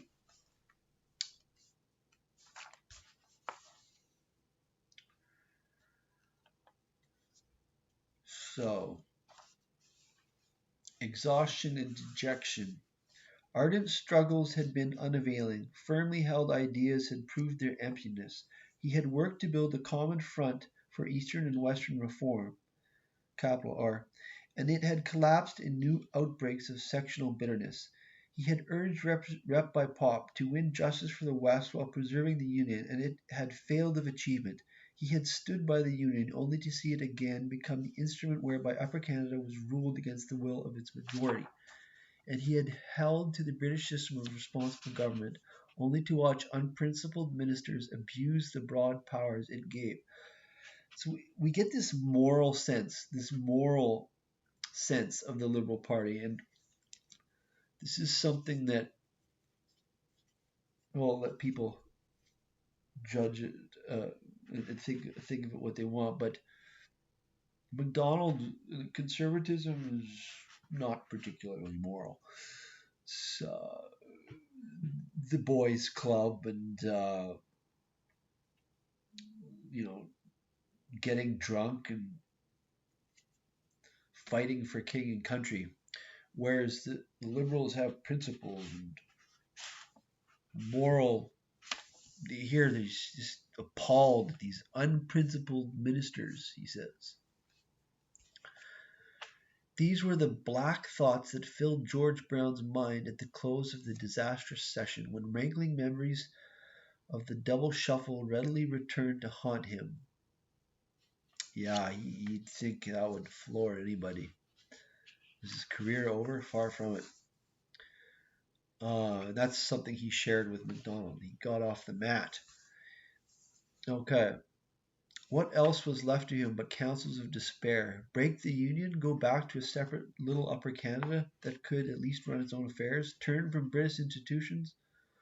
Turn at any rate far enough to recognize the hard fact that in North America governments had to be controlled by explicit constitutional injunctions, that here the executive could not be allowed so much license and broad political influence, but should be separated from the legislature as in the American Republic, that only by these drastic changes could Upper Canada be saved from complete political and economic catastrophe. You gotta wonder, was civil war ever close? Because the United States, obviously, in the 1860s, very shortly, broke up into civil war. But Upper and Lower Canada did not go into civil war. I'm not going to make any judgments on that. I'm just stating fact. Um, that was the reasoning. That was the line of okay, yeah. Should they adopt American institutions? Should they separate? That was the reasoning. That was the line of argument Brown now allowed the Globe to take. He allowed the Globe to engage in this discussion, but he did not allow it. But he did indeed allow it, rather than shape the policy himself. Okay, so he's saying the Globe he talked about it wasn't Brown. His whole attitude reflected a despondent, tired mind, not a determined will to action. His course was a reaction to all that he had undergone, not a conversion to new zeals. He would let others present a new pattern of policy in the Globe. He would even welcome it, so far as a growing mood of lethargy would permit him. For the mood that Brown had fallen into earlier, when he had overtaxed himself, again came on him, the consequence of his unceasing physical and mental exertions.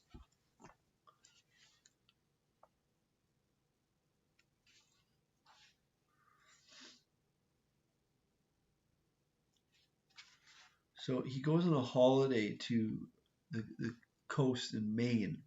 He's despondent. As for Brown, he only stirred himself sufficiently to publish 2 open letters in reply to a London, Ontario, meeting that had voted confidence in his leadership, but they made quite plain how far his thinking had gone, and that in his own eyes the failure of the Union, he uses this phrase, the failure of the Union, and of representation by population to reconstruct it now logically involved the failure of British responsible government as well. The highest merit of British government, he wrote, is in the admirable way in which the popular will, as expressed by the people's representatives, is brought to bear on the whole administration of public affairs. He has a very democratic, Whiggish, parliamentary view of government. But in Canada as now governed, there are 2 popular wills, as antagonistic to each other as would be the opinions and demands of the peoples of Spain and England were they forcibly united. So he's stuck on the French British, the 2 peoples countries in the Union. The Union is the United Province of Canada. This was the depths of George Brown's withdrawal, this flat statement in early June 1859, published under his own signature. He had passed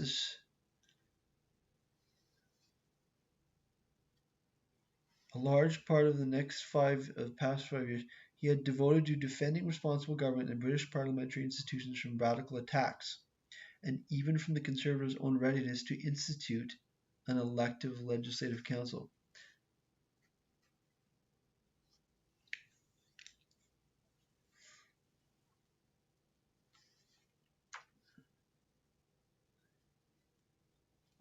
So he had defended an appointed legislative council. I'm not sure about that, and he had spent much of the last 5 urging the closest possible union of Upper and Lower Canada and arguing for it earnestly against dissolutionists in his own party.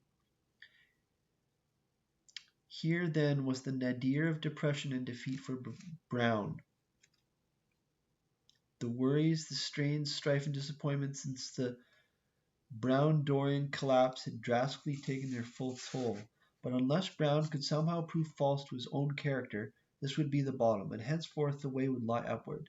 When his still strong reserves of energy had restored themselves, when the bitter feelings of the late session had subsided, and when his natural confidence and powers of decision came surging back, then a reinvigorated Brown would return to his old consistent lines of efforts. He would return to them, however, with ideas not unaffected by the dark passions through despond. So what does he do?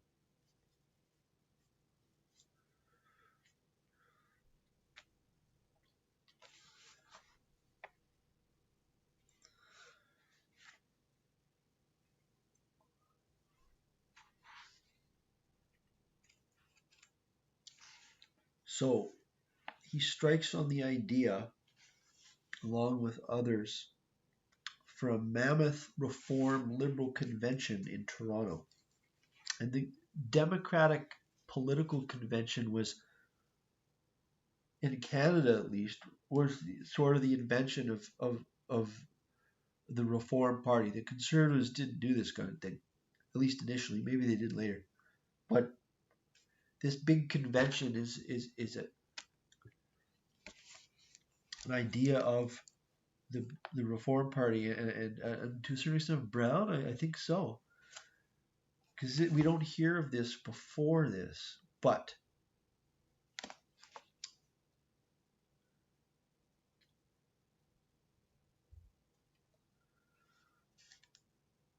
at noon on Wednesday, November 9, 1859, the convention opened in a jammed St. Lawrence Hall in Toronto. With much cheering, the elderly and honourable Adam Ferguson was unanimously requested to take the chair. Then, as planned, a committee of 12 was set up to nominate regular committees on such matters as procedure, resolutions, and the organization of the party. Very democratic. The great convention then noisily adjourned. When it reassembled at 2 p.m., the nominating group presented their slate of committees, which were adopted in much good humor. But once more it was notable how they had been worked out. The most important committee on resolutions had been weighted with Federationists, loyal Brownites, and a number of Easterners, again disproportionate to the total composition of the convention. Brown and Mowat were members. McDougall chaired the quite significant committee on the organization of the party. Brown sat on the committee on credentials,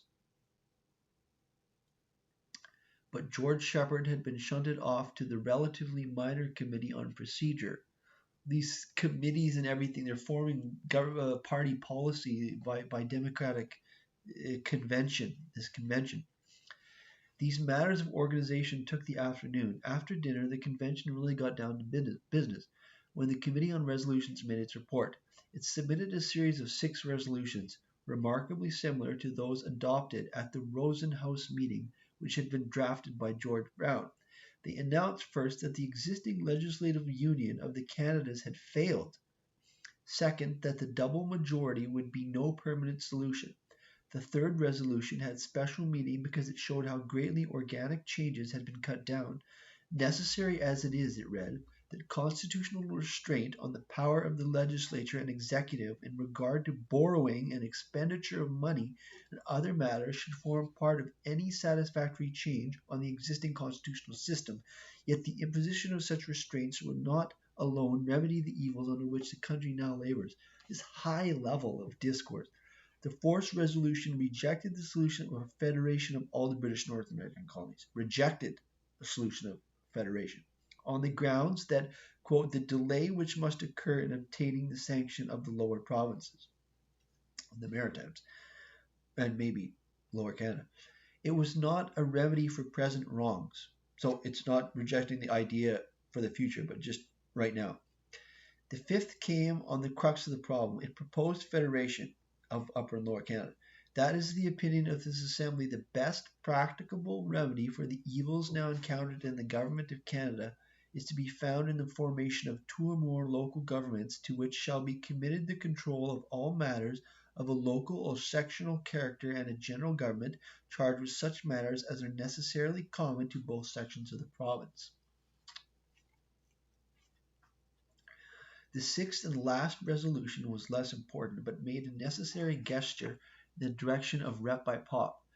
While the details of a federal system would be subject to future arrangement, it observed, yet this Assembly deems it imperative to declare that no general government would be satisfactory to the people of Upper Canada which is not based on the principle of rep by pop.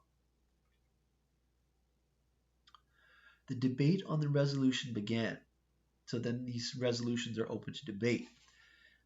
Malcolm Cameron opened with a typically exuberant yet effective speech in favor of federation, asserting breezily that he had always supported the Union and had always held the broad principle of rep by pop.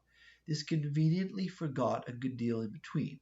But in the eyes of Brown and friends of Federation, the nimble Malcolm redeemed himself by stressing his own awareness as a lumber export merchant of the value of the unity of the St. Lawrence, and by painting the brilliant future prospects of the plan of Federation as, quote, the nucleus of an empire extending from the Atlantic to the Pacific. He closed to loud applause. We have to point it out here that it was not just John A. Macdonald, the eventual rammer through the CPR to the Pacific, but the Liberals and George Brown were also, and in fact, before Macdonald probably adopted it out of it because he saw it would probably be popular. Macdonald was, like you say, more easygoing, but the Reform Liberal Party are already on to the Pacific. They're pushing this. Both parties then. Canadian expansion and the Canadian expansion to the Pacific was a product of both parties independently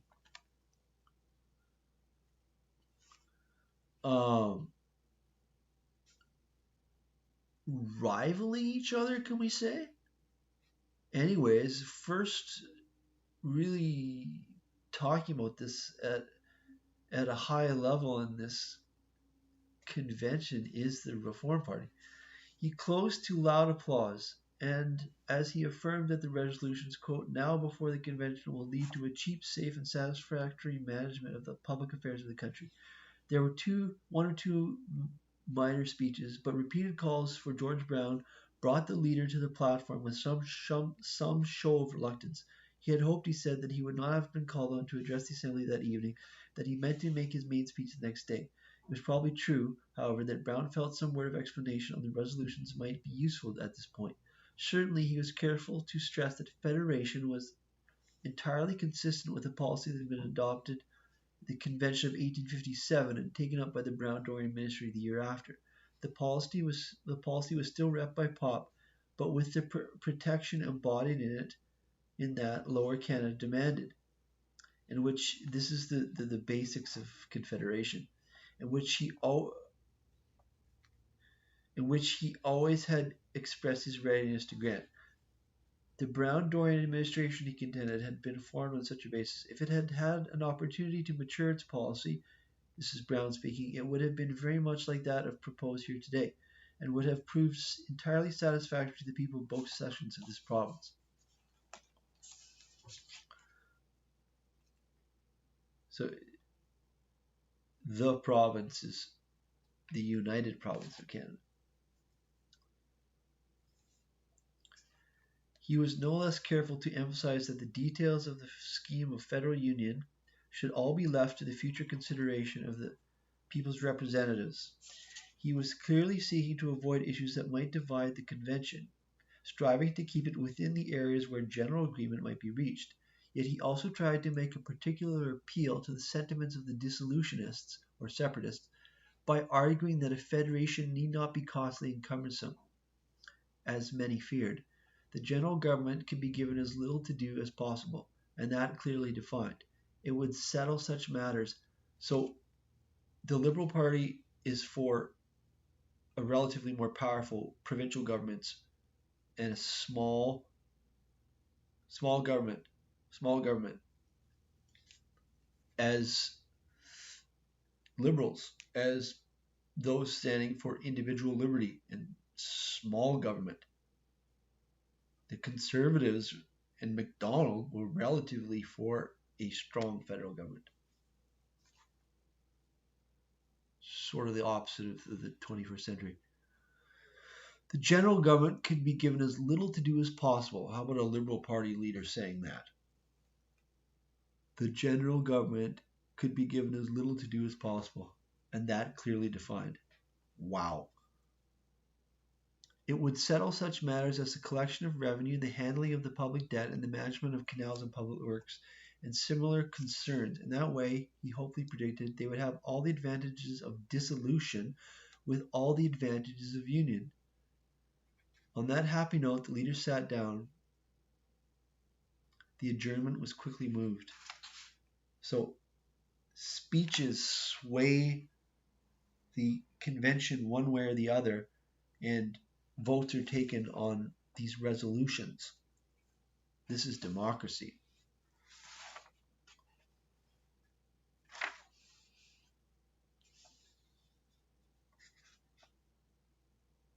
I don't think party policy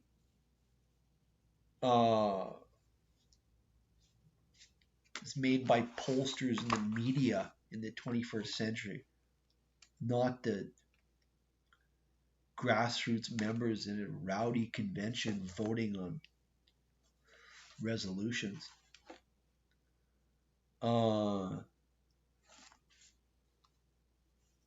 So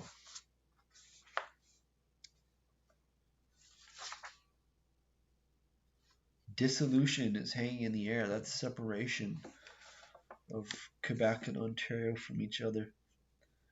It was a thoroughly... Oh wait, did he already...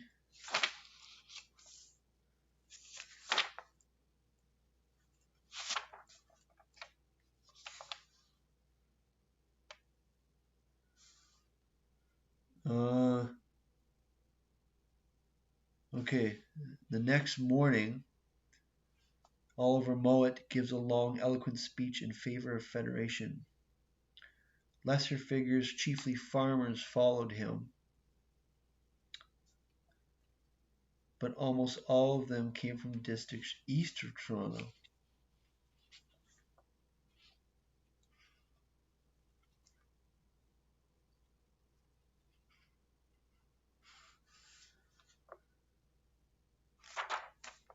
Another guy gets up and tries to starts swaying the convention another way. Dissolution to separation. This was a speech for separation. It was a thoroughly powerful speech, no less than any made by leaders of the party on the other side. It was quickly, keenly echoed from the floor by numerous dissolutionists. There were eager replies, too, in favor of federation. But what Brown had most to fear was happening, a split in the party, as Easterners warned that they would never accept a repeal of the Union, while Westerners insisted they would not be dictated to by parliamentary leaders. Western Ontario is the more populist, democratic, American-leaning, although that's... I don't want to state that too adamantly. But at this dangerous juncture, William McDougall stepped smoothly forward to suggest a compromise. Personable and persuasive as ever, one could hardly avoid presuming that his intervention had been planned. It came so opportunely, and no one could have filled the role of mediator more suitably. He was closely linked with Brown, the Globe, and the Toronto leadership. He had been one of the founders of the clear grit radicalism. So these are the two. Well, the clear grits are probably wanting to advocate for separation. Yet he was also on good terms with the moderate element. At any rate, he now proposed an alternative amendment to Shepherd's, which would strike the words general government out of the resolution on federation and substitute the vaguer some joint authority. That term, McDougall could declare impressively, had already received the sanction of imperial usage in reference to this very question, as I can show you in the instructions given to the Earl of Durham when he was sent to this country. He pointed out that even dissolutionists conceded the necessity for a joint committee of authority of some kind to manage the property and interests which the two candidates had acquired in common. As a result, McDougall's usefully indefinite phrase, linked as it was with the great name of Durham,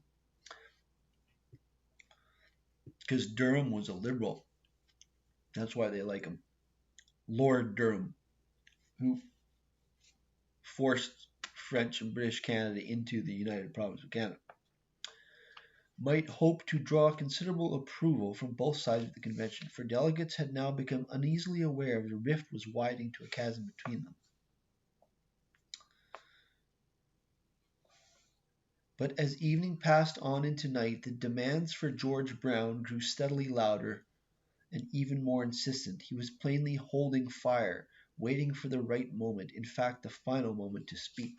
At the very end, then, he came forward, when the main contenders had exhausted all their arguments and energies, when the tight packed floor and galleries were waiting tensely for decision, and when even the gods and goddesses disporting on the ceiling of St. Lawrence Hall seemed to hang still and breathless in the yellow gaslight, far over the tall figure that now strode to the front of the platform. As ever, he began slowly, mildly, complimenting the assembled yeomanry of Upper Canada on its masterly discussion, remarking on the might of popular power embodied in the convention, and expressing his satisfaction that so much accord had been realized on many vital matters of constitutional change. But then he went on to the one crucial question of dissolution versus federation, Shepherd's Amendment versus McDougall's Compromise. His voice rose steadily in strength and conviction as he made one of the most compelling and statesmanlike appeals of his whole career, as he argued with powerful effect for the uniting of the party behind McDougall's amendment. "There are many members of the legislature here tonight," he said earnestly, "who speak from the field of battle, who thoroughly understand the materials of which the legislature is composed, and there is not one of them who will not tell you that it would be cause for deep regret were this convention to declare for entire dissolution of the Union. I have no morbid terror of dissolution," he cried. "I have no fear that the people of Upper Canada would ever desire to become the fag end of the neighbouring republic." That ringing avowal brought a peal of cheers. So he's casting disdain on parochialism. He moved to another tack. What is it that has most galled the people of Upper Canada? Has it not been the injustice done to Upper Canada in local matters? Has it not been the control exercised by Lower Canada over matters purely pertaining to Upper Canada, the framing of our school laws, the selection of our ministers, the appointment of our local officials? Now, sir, can it be denied that the scheme of the committee strikes at the root of all these grievances? And this fact can never be lost sight of in the argument that the scheme of the committee would secure us free access to the ocean and every facility for trading with Lower Canada, while dissolution would place us in both respects at the mercy of Lower Canada. Are you content to hand over the entire control of the St. Lawrence, to have custom house officers stopping our railroad cars and our steamers at certain points on their downward journey and overhauling all the passengers as if entering a foreign country? Here, here. The whole valley of the Ottawa, the whole district to Kingston, is supplied with merchandise from Montreal and sells its timber and produce in return. Do you fancy that you can satisfy the people of that vast country that it would be well to cut off that trade in one day? Not one speaker in favor of dissolution has failed to recognize the necessity of some power to settle the difficulties which may herefore rise between the two countries, French Canada and British Canada. But now there must be such a power. Is it not preferable that the people of Canada should control themselves?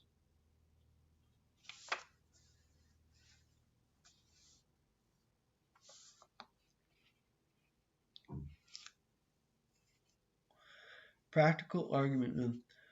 With all the force and fire of his enthusiasm, he proclaimed, "Even Mr. Shepherd admits that if the question is placed on the ground of nationality, we must go for federation, but a federation of all the British North American colonies. Now, sir, I do place the question on the ground of nationality. I do hope that there is not one Canadian in this assembly who does not look forward with high hopes to the day when these northern countries shall stand out among the nations of the world as one great confederation. What true Canadian can witness the tide of immigration now commencing to flow into the vast territories of the Northwest, without longing to have a share in the first settlement of that great and fertile country, and making our own country the highway of traffic to the Pacific? But it is not true wisdom to commence the federate. But is it not true wisdom to commence the federated system with our own country, and leave it open to extension hereafter, if time and experience shall prove it to be desirable? And how can there be the slightest question with one who longs for such nationality between complete dissolution and the scheme of the committee. It is not clear that the former is it not clear that the former would be a death blow to the hopes of future union, while the latter may at some future day readily furnish the machinery of a great confederation. He had said all he needed. To roaring applause, he endorsed McDougall's amendment as affording room for an honourable compromise by all parties.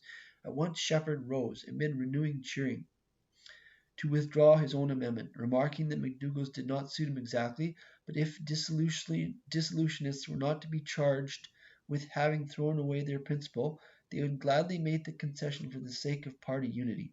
McDougall's amendment was immediately carried. In the whole gathering of 570 members, there were only 4 votes recorded against it. The convention broke up for the night in a cordial glow, a combination of pleasure and excitement over Brown's speech, public expressions of goodwill among reformers of all shades, and heartfelt private relief that a disruption of the party had been avoided. The next day they were closing formalities, but the real work of the great Reform Convention had been accomplished. In every way it had been a triumph for George Brown.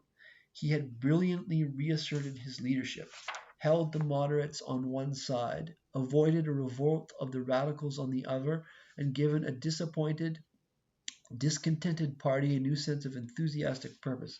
He had skilfully steered a huge public meeting to the policy he wanted, and it had required skilful steering, for while the vociferous convention might be coaxed or persuaded, it could not be forced. Equally, it could not even have been persuaded had its independent-minded members been convinced that they were being drawn along a predetermined path. If it had not been, and could not have been, predetermined to that extent, the convention was an honest, open voicing of reform democracy.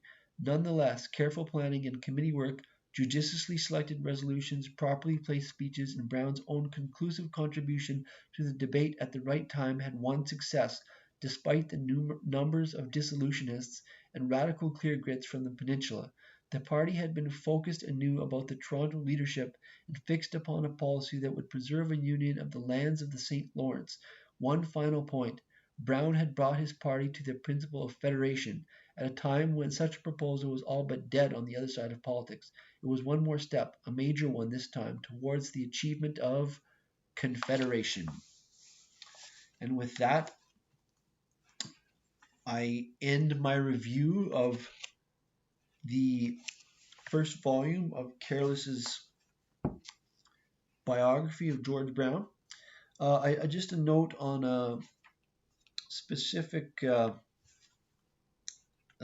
secondary source on this Mammoth Convention, November 9, 1859, that I've been reading from.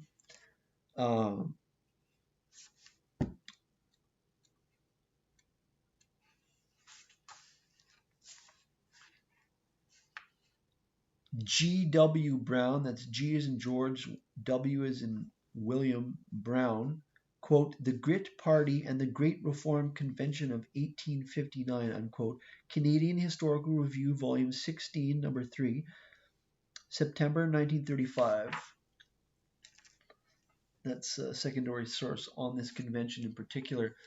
And you'd have to say, reading the speeches and the incredible democratic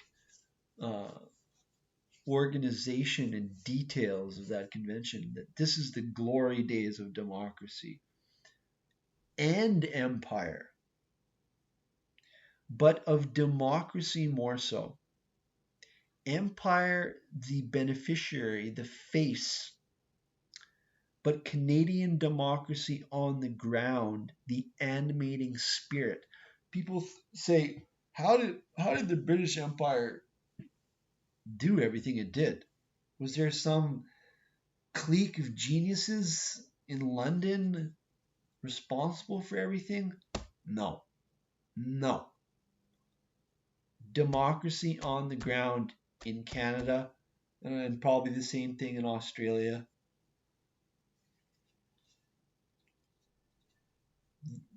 This is how Canada became a country from sea to sea, democracy. And on that note, I foreshadow my review of Volume 2 of Careless's biography of George Brown.